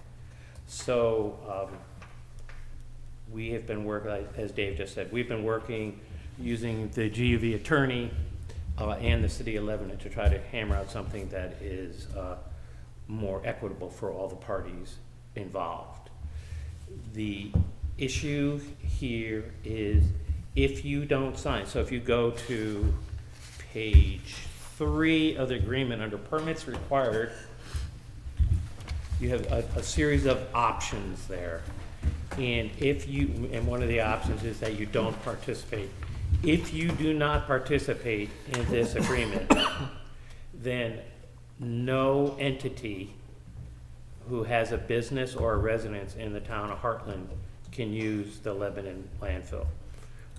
One of the reasons for this change is the city of Lebanon is going to a barcode system for dealing with people coming to the landfill.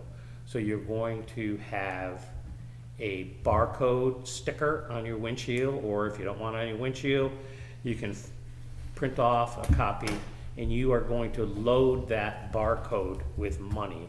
Just like if you have kids in college, you know, to go to the cafeteria, you gotta have the card, and you load it. Then they call you up on Wednesday and say, I don't have any more money. And so that's how they're going to do it. No longer will they allow you to go to La Valleys or to the library or whatever to buy coupons. One of the benefits, they say, of this is we are now going to be able to track how much trash comes into Hartland.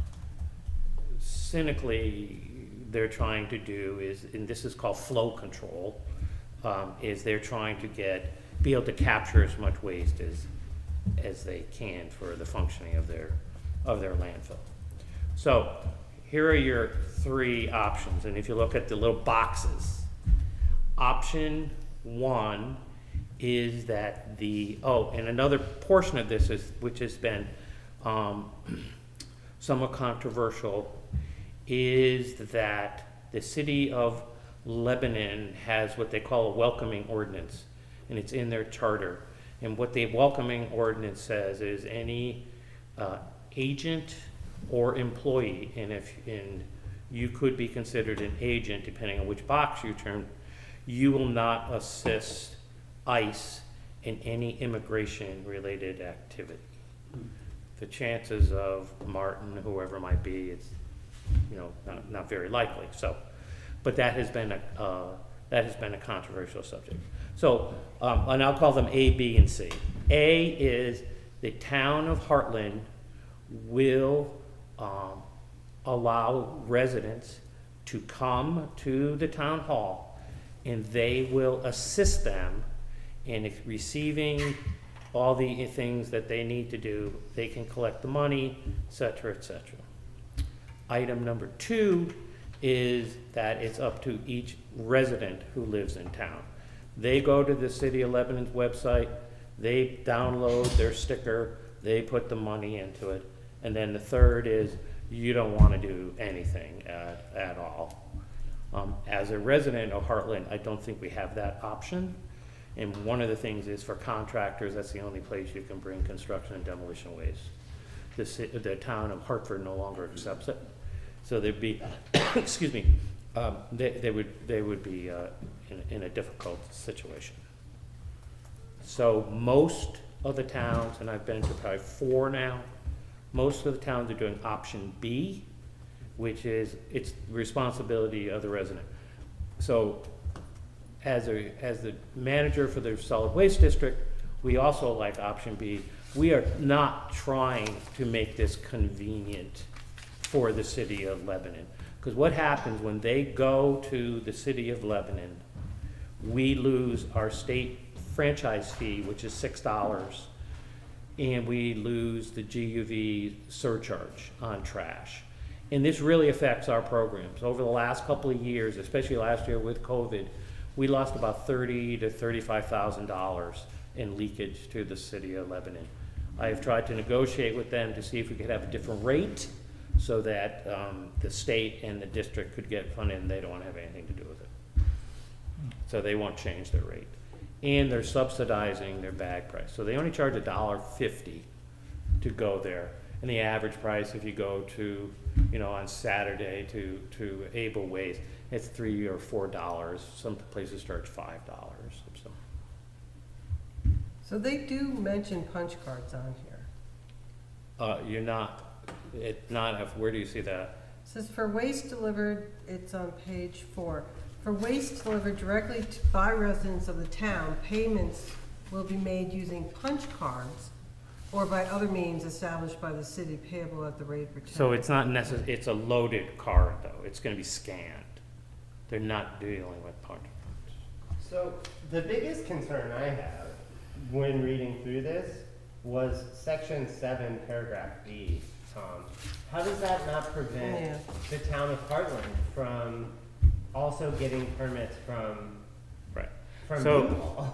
So as long as you do not control the trash, such as long as the town doesn't have a transfer station for all the residents and they have a contract, that non-compete doesn't apply to us.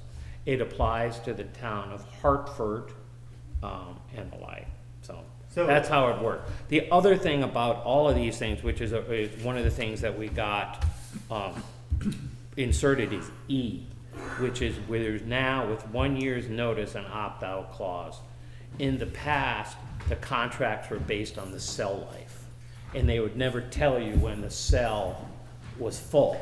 They would extend it or they would do something else. But so that's a really a much better provision for the parties. So if I can understand that paragraph, what that means is Hartford cannot enter into this contract with Lebanon, and we could not build a transfer station.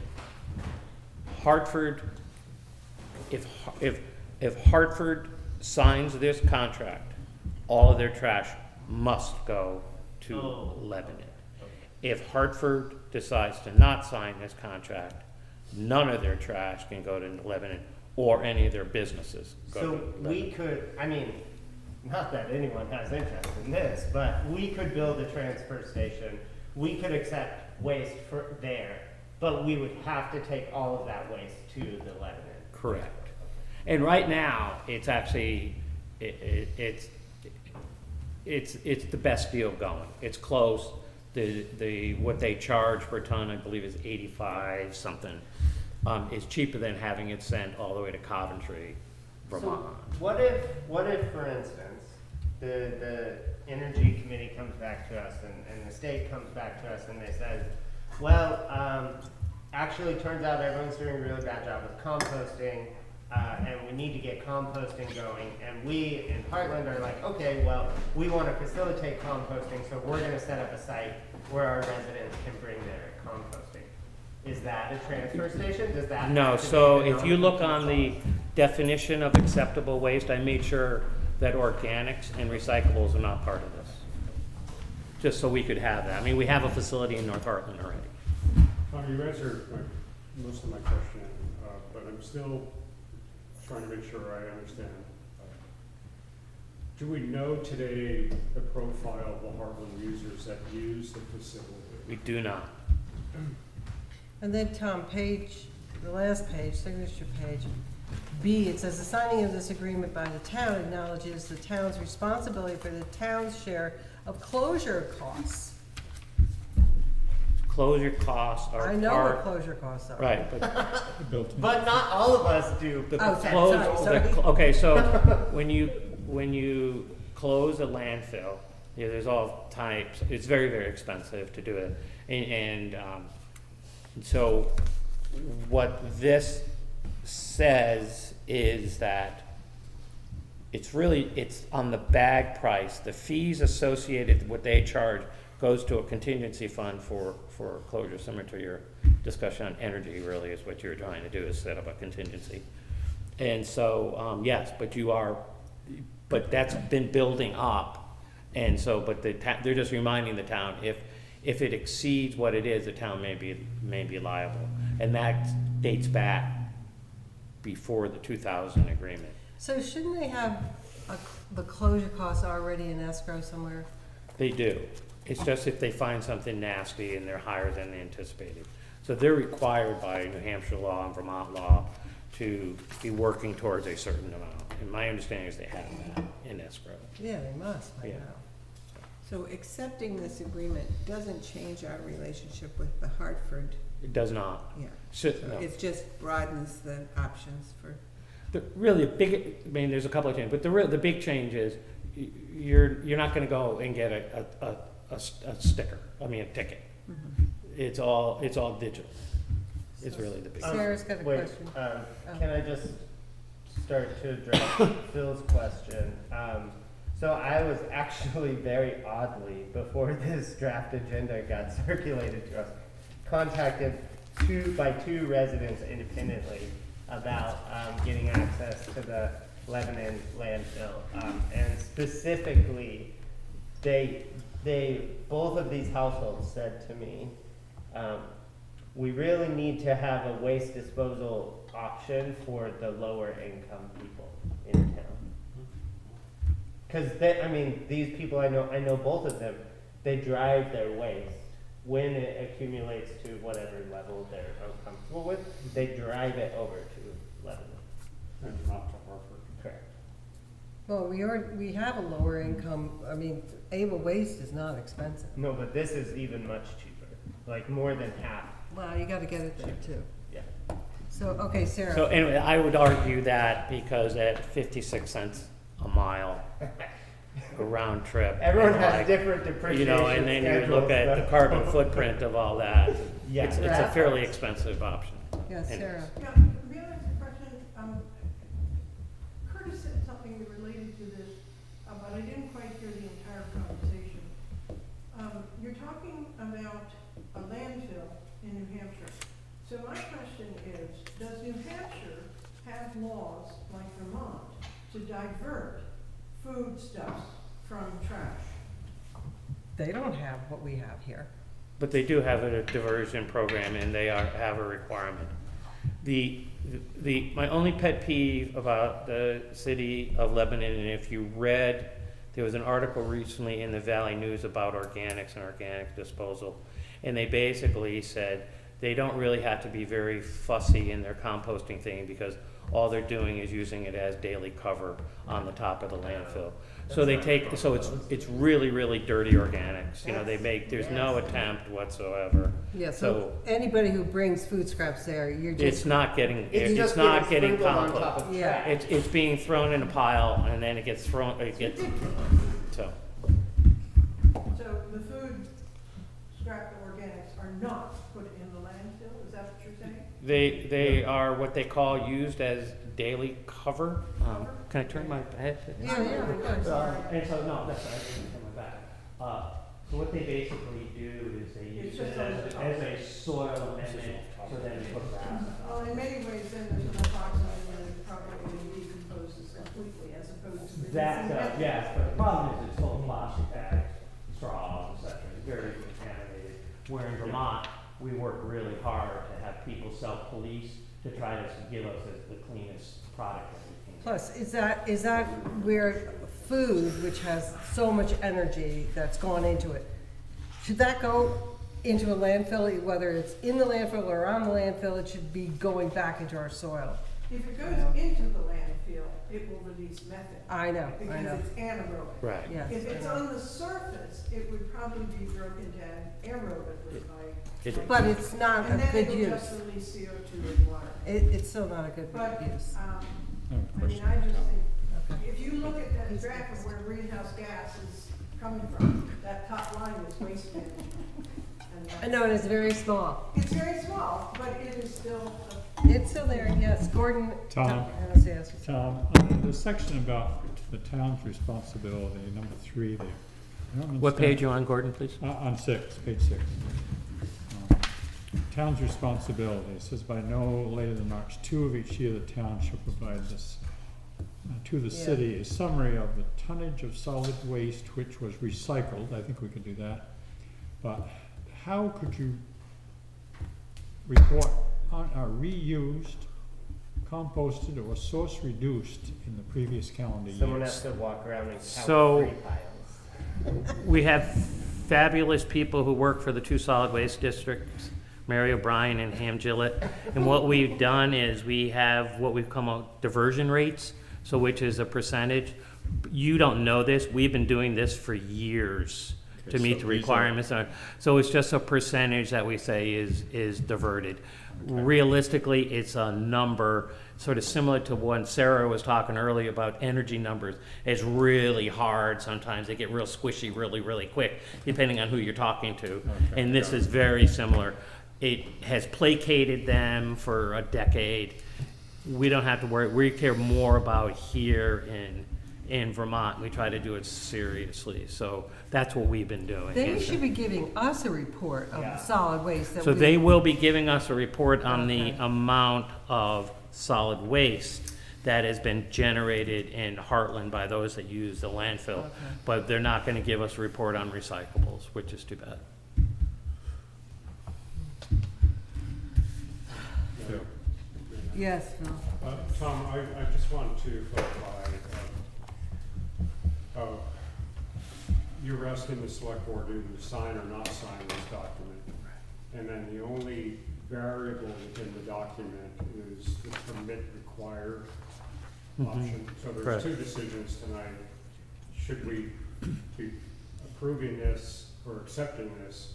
The A, that's the first one, and then the second is the permit. Right, so if you do A, then you're going to assign a member in your town hall to assist residents. Right. And you also agree to do the training they have for their welcoming ordinance. Sure. And So you'll do that. You're suggesting that It- these are not lettered or numbered, but the second one. Box B. 2, which is you want to use it, you go online, Yeah. you go Right. do it. So it's very similar to, today I was using my Easy Pass, which I Yeah. only use every once in a while, and there's a balance on that. Yeah. and Right. I don't think too much about it. Yeah. Okay. I'll just simply reiterate Greater Upper Valley's stance as far as number 2, that we signed the agreement, but, that the resident takes care of the permitting themselves, I think that's my recommendation as well. Well, can I make a motion? Aye, I'll make a please. motion that we accept the municipal solid waste agreement between the city of Lebanon as presented. There's no date on this, is there? I think we dated it today. We We did. sign it. Okay. And that we choose the permit required to be the second option. Which is, maybe you could put that in, Martha? To allow its residents to obtain individual permits directly from the city. Through an online portal. I mean, you're right, Phil, people are doing Easy Pass now. They're not going to some municipal official and asking for help. They're just, right? Right, correct, and there's a Yeah, balance that's so- kept on it automatically. Yeah, I I'm agree. saying they don't come into their town hall and say, hey, I need help with No, this. I agree, but I don't Yeah. go to the state of Vermont for my Easy Pass. Yeah. I would go somewhere else. Yeah. So, I don't think we really have a choice about whether to sign this or not. Yeah, anybody want to second it? I will. Okay, Gordon, second it. Any more discussion? Can we beat this to death? Any more?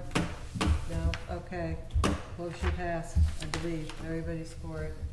Okay. Can I just bring up one other thing? And this is under the category of unpleasant. No. I need to, I'm doing it tomorrow unless you folks really. So if you remember a number of months ago, there was some stuff on the listserv about what's going on down on the Ottaquechee, right past a covered bridge. There's access into the river there. Over the years, we've had problems with furniture being disposed of down there, and then there were people saying they're going down there and they're finding drug paraphernalia.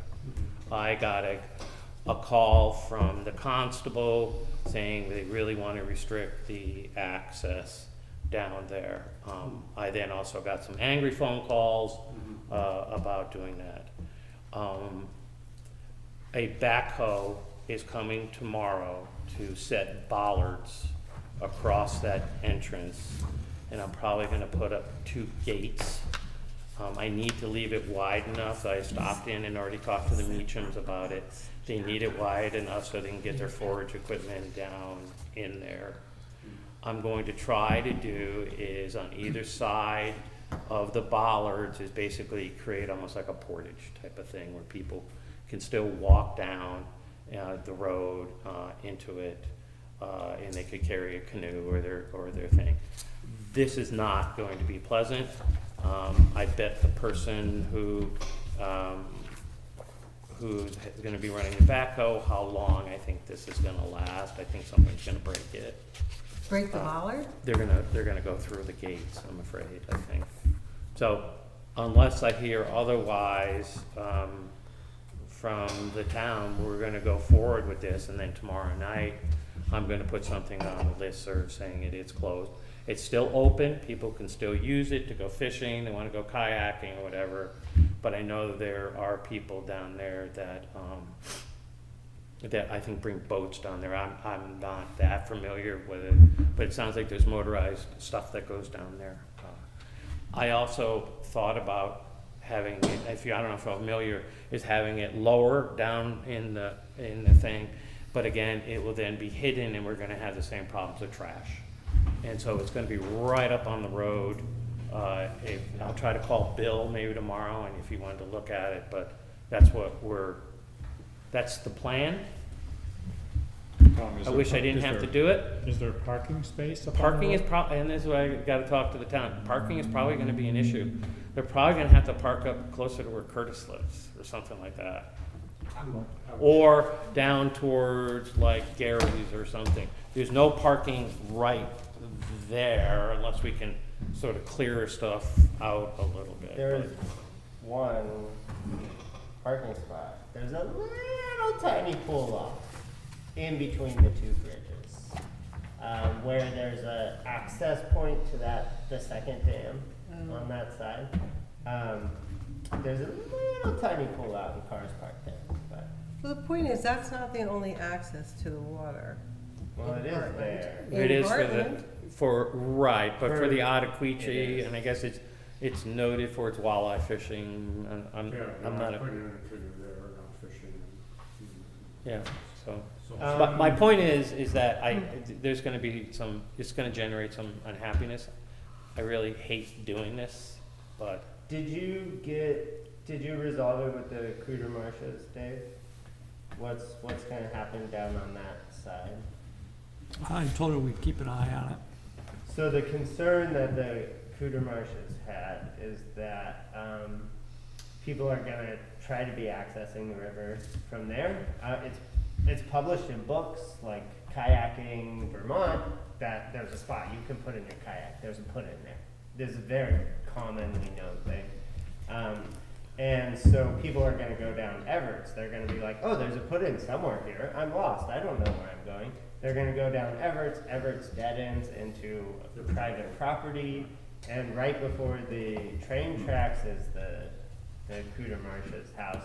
And I think they're concerned about people turning around in their driveway. So there's maybe if it's an issue, and I'll keep an eye on it too, Dave. If I see a bunch of people going down there with boats, I'll let you know, but might even put like a no river access sign somewhere on the road at some point in time. Yeah. Why people gotta dump couches by rivers, I don't understand.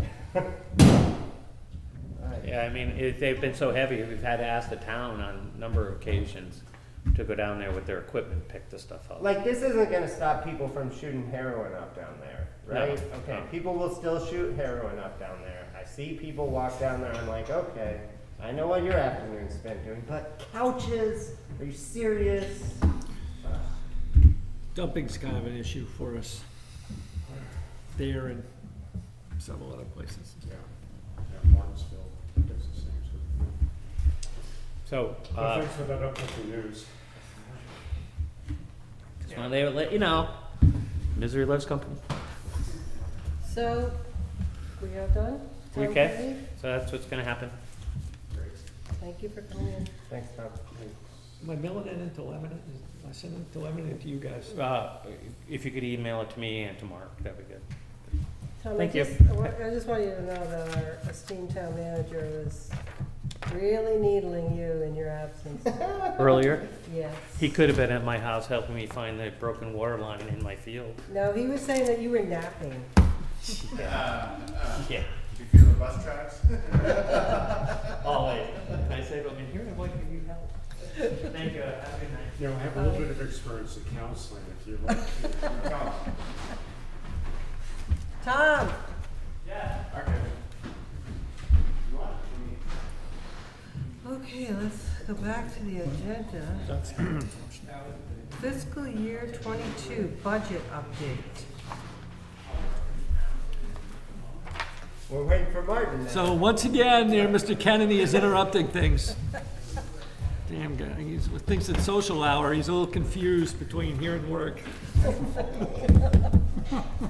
Keep flying. Martin, you are up, please. Good evening. Thank you for your patience. Thank you. Good night, Carl. So we're in the first month of our fiscal year at 8%. As you can see, we are a touch over 8% on page 2. Under assessments, we have dues and first payments that are due the 1st of July, the bond payment to the Windsor tax, VLCT's dues, fire truck payment. So that's what's thrown us over. When we get to the end of the fiscal year, we will be right on track on all those line items. Otherwise, in the general fund, we're pretty much right on track. The highway department, What page are you on? top of page 2, upper top of page 2, that says assessments. That is over budget only because we have dues and payments due the beginning of the year. We got revenues first, so that's why we were confused about the page. Oh, I'm sorry. We're on expenses, right? Yes, I can go to revenues if you prefer. either way. Okay, sorry about that. Under the assessments, as you can see, we had dues and county tax bond is due by July 1st. The rec department is slightly elevated. The rec department will probably be over budget next month because their summer camp expenses are in this fiscal year, and a lot of the summer camp revenues are in the previous fiscal year because people pay for summer camp in May and June, and the expenses hit in July and August. So that will be a little change in the rec department. Otherwise, the general fund is right on track at this point. The highway department, pretty much the same. They're in budget at this point. As a whole, you can see they're at 2.35%, so they're under the 8%. But as the summer goes on, we will hope we don't have the same problems we had last year with the sinkhole and Clay Hill Road. Questions on the expenses? Revenues, as you can see, I moved the highway fund a little early, so that's why there's a negative under the current taxes. That caught up very quickly in the month of August. The revenues otherwise were at 4.6%, so we're a little bit under the 8%, but they will catch up as we move through the year. And the rec department at 4%. Like I said, most of their summer income comes in May and June of the previous fiscal year. The highway department's revenues, we've gotten one state payment so far for the first quarter of the new fiscal year. And I've booked the other money that is due from the state as a receivable.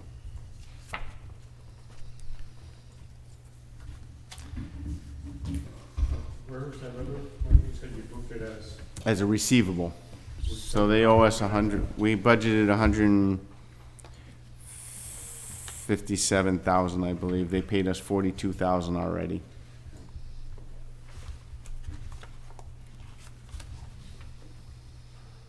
So I have a question, and maybe you already answered that and I didn't hear it.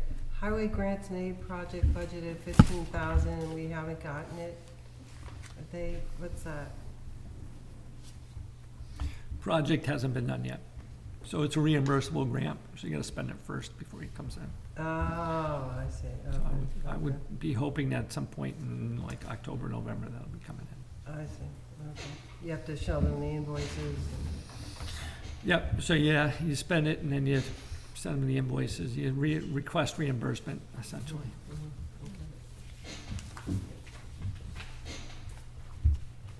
That's the only thing I highlighted. Does anybody have any questions? Thanks a lot. Thank you very much. So I just want to just add on a little bit of what Martin just said. So every budget is kind of its own little story. Hopefully, as Martin said, we stay on course with this and we don't have anything that we had crop up last summer. That certainly was our story that carried throughout the year. But just know that last year there were some places in the budget that we had money, you know, as a just in case. We have to do that, like the $25,000 for Fork Brook Road and a couple other places. We don't have that this year, so the budget is fairly tight. I can tell you a couple places that we're going to run short, probably right off the bat. Our IT expenses are up above what they were prior, will continue to be until we make those adjustments, which won't be until next fiscal year. So we're already gonna run into the hole on that. Okay, was that purchases of hardware for employees, or is it really the service itself? So our monthly IT expenses, so we have our hardware expenses for the new guy. And in order to do the mapping that we wanna be, that's probably gonna be a little bit over budget. But on the monthly aspect of this, just with the use of the teams and, you know, other things, that we're just utilizing IT more. You know, it's just becoming a more ingrained way of doing things. I think the pandemic has shown that. So obviously, the more little gizmos that we utilize, the more, you know, it does cost us. But I expect that will continue to creep up as we utilize technology a little bit.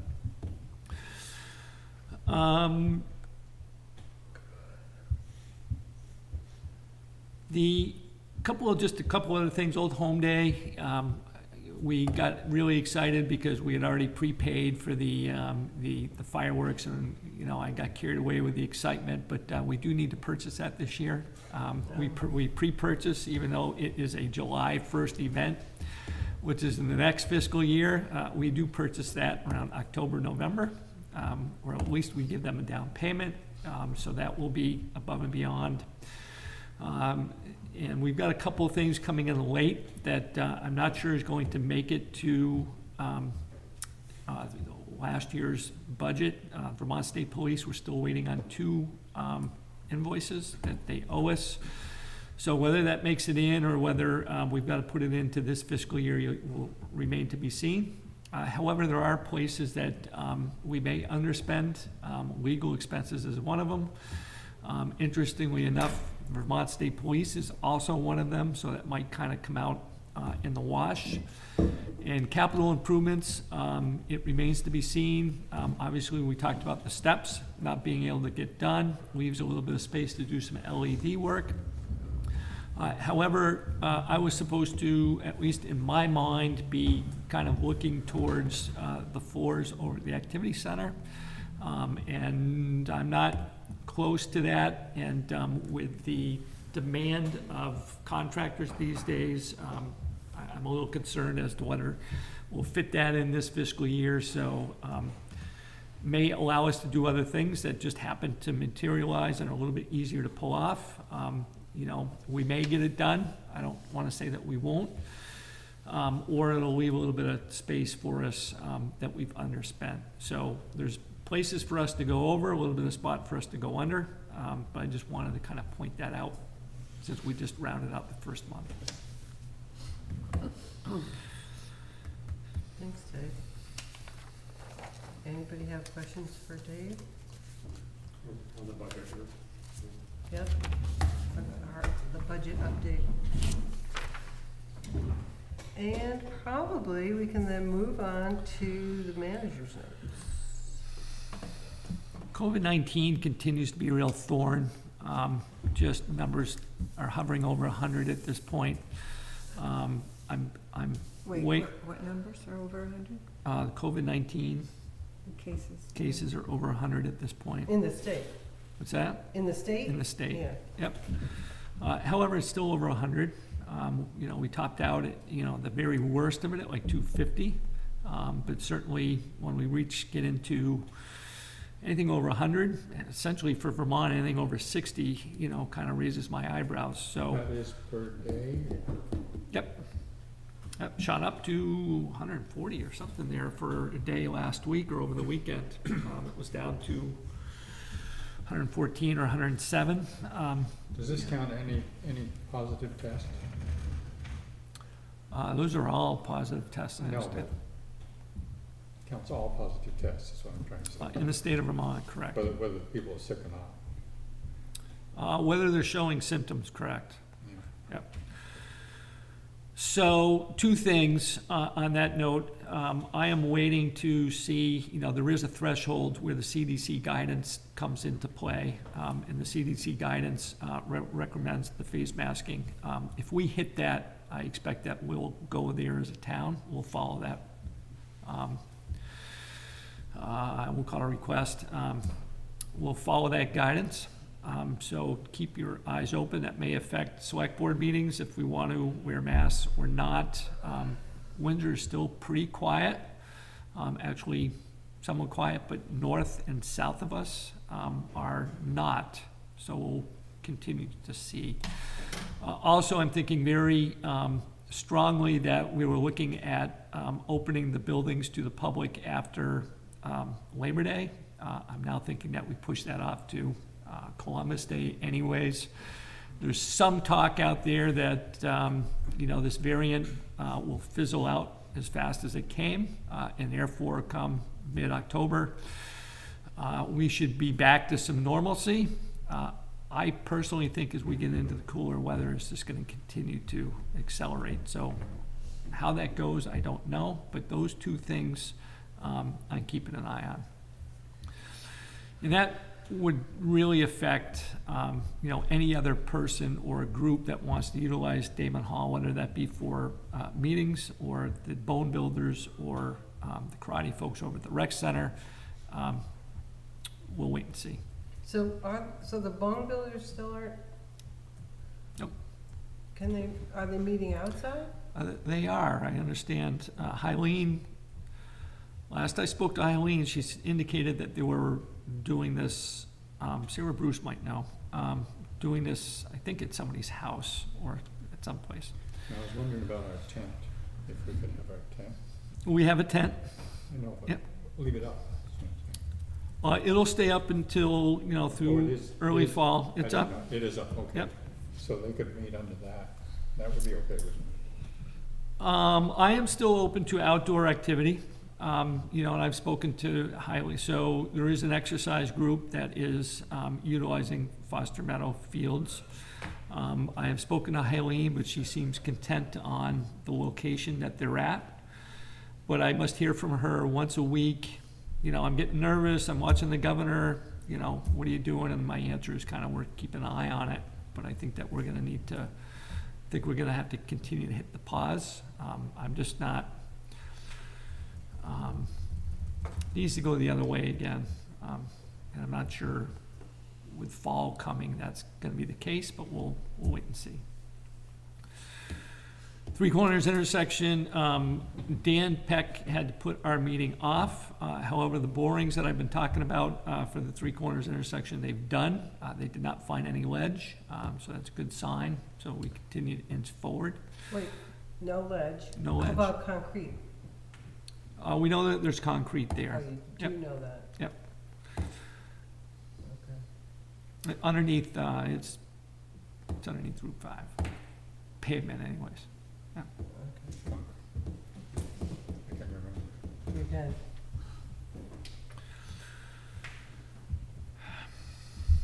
So, this, I guess what I'll spend, a little bit of time on, and we're getting a little bit late, I need to move on, for my daughter's sake. I need to get back by 8:30, but, You can do it. I do want to spend a little bit of time on this one. So Bill Barrows, gave his notice. I think that this is important because, what we're seeing as a trend, across the state, or at a very minimum, the region. We're 2 guys down. Norwich does not have their DPW manager. Woodstock does not have theirs. Hartford's missing 3 guys. Take your pick with any town. Bridgewater's looking for 2. It's just tough to find somebody to do this work at this point in time. So there's really 2 concerns. One is just to fill the everyday position with somebody, and the demand is low. As I put in my town manager update, I think there's going to be an inflationary reaction to that in the trade. I also don't see anybody new coming into this. We were lucky, even though Travis moved on over to D&D. We had Travis and Zach, both young, eager to do this. However, they're not banging down our door. So I think that's a telling sign. And then with Bill's position in and of itself, there's some complexity there that I think I'm going to, I'm looking at very seriously. There's really it's just a different world today. What highway foreman did 25 years ago is not what the head of the department needs to do today for that department. There needs to be the long-term planning. There needs to be, meetings with subcontractors. There's meetings with folks like with Two Rivers about inventories and priorities. There is mapping that we hope to do with Sean, who's in another item here. There's grant work. It's really an office, it's kind of an elevated office position. And these guys traditionally are used to, dumping hard pack and trenching and things like that. So we gave Bill an extra guy to get, free up time for him. However, that jump is still pretty hard. You got computers, computer software. So I think that going forward, when I look for this position, it's going to be more orientated towards the administrative side, even an engineering type background, something that can provide that support. Still look to somebody to maybe, lead the staff itself, kind of like an everyday supervisor type, like we've always had. And these 2 folks will need to work together. I'm not sure Which 2 folks? the person that is going to be like a supervisor of the actual, operations on a daily basis, Of the road crew. the actual, so there'll be, so right now with Bill, we had 6. We hired an extra guy, we always had 5. So envision having that same makeup, having the 5 guys, having maybe 1 that's responsible for making sure the guy in the backhoe is actually going to the proper street he should be going to. And then more of an administrative manager type that is going to be, picking up all these other things that we had hoped Bill to do. However, he's going to be, focused on, literally, things that a guy that's out digging a ditch isn't going to have, he's not going to be able to meet with, the subcontractor that's gonna be digging a ditch. Back when we had problems with Martinsville Road and Clay Hill Road, you know, that was almost a constant, you know, full-time job for Bill and myself, trying to track down, putting RFPs out, who's gonna do the work, meeting with Chris Bumps from the state of Vermont, you know, all stuff that is non-everyday activity. You know, I was looking to give away and to delegate that Bob was doing before. You know, so I think that, you know, basically just looking at that and giving the new position to essentially someone with a different talent set.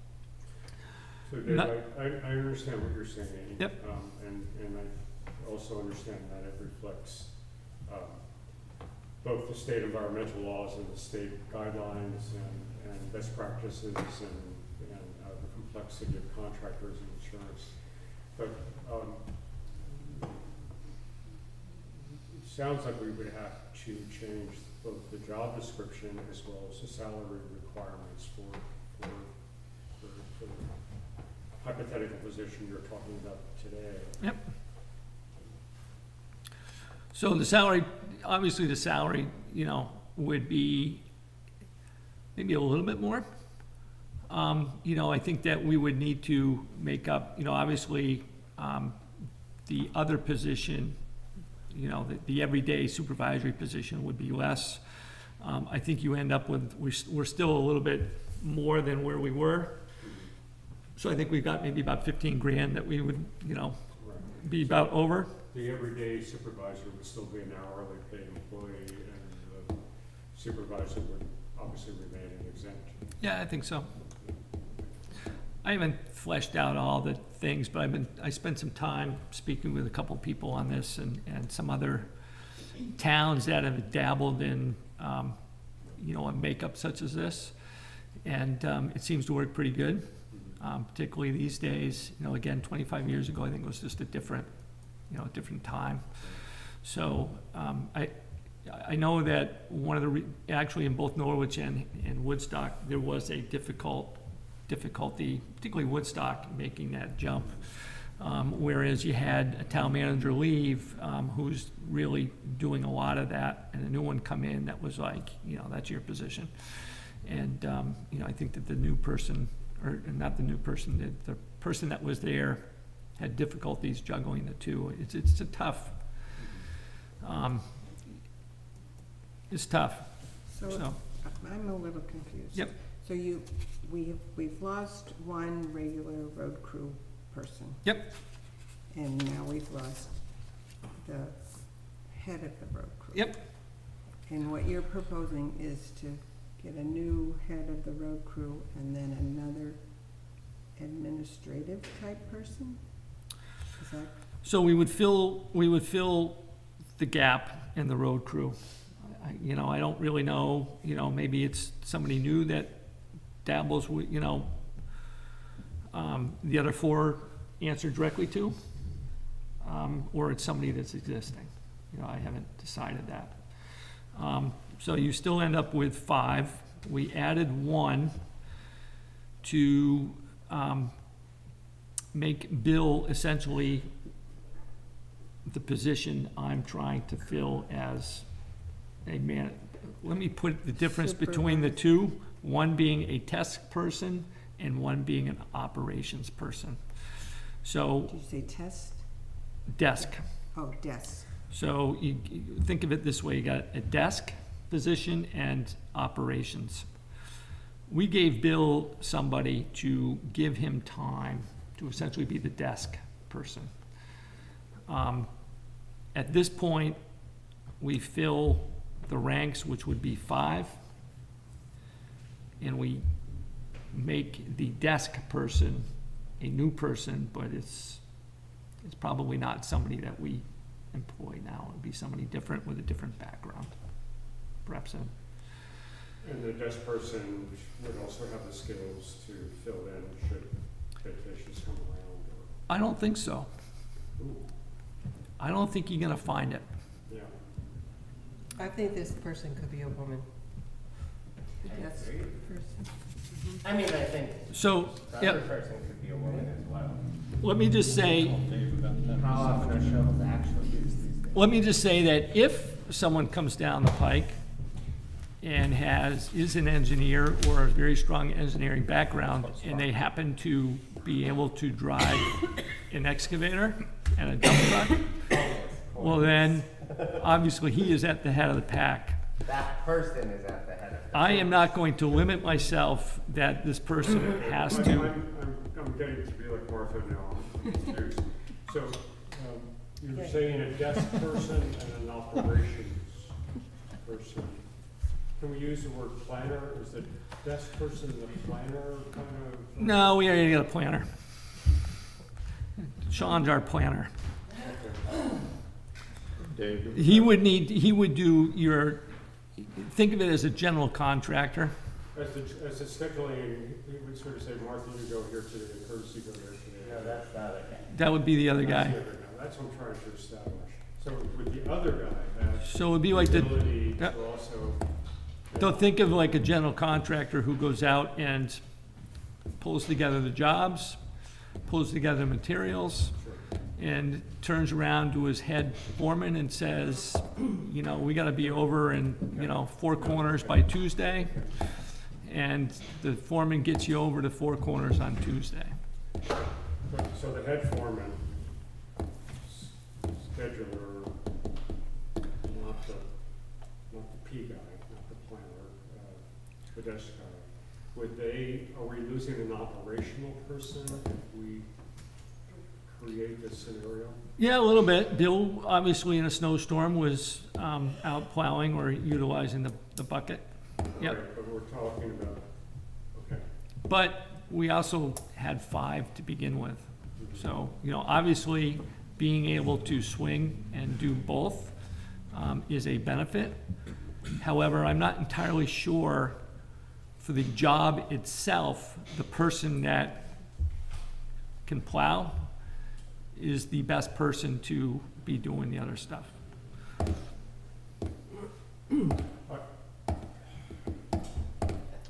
Let's talk about this at another meeting.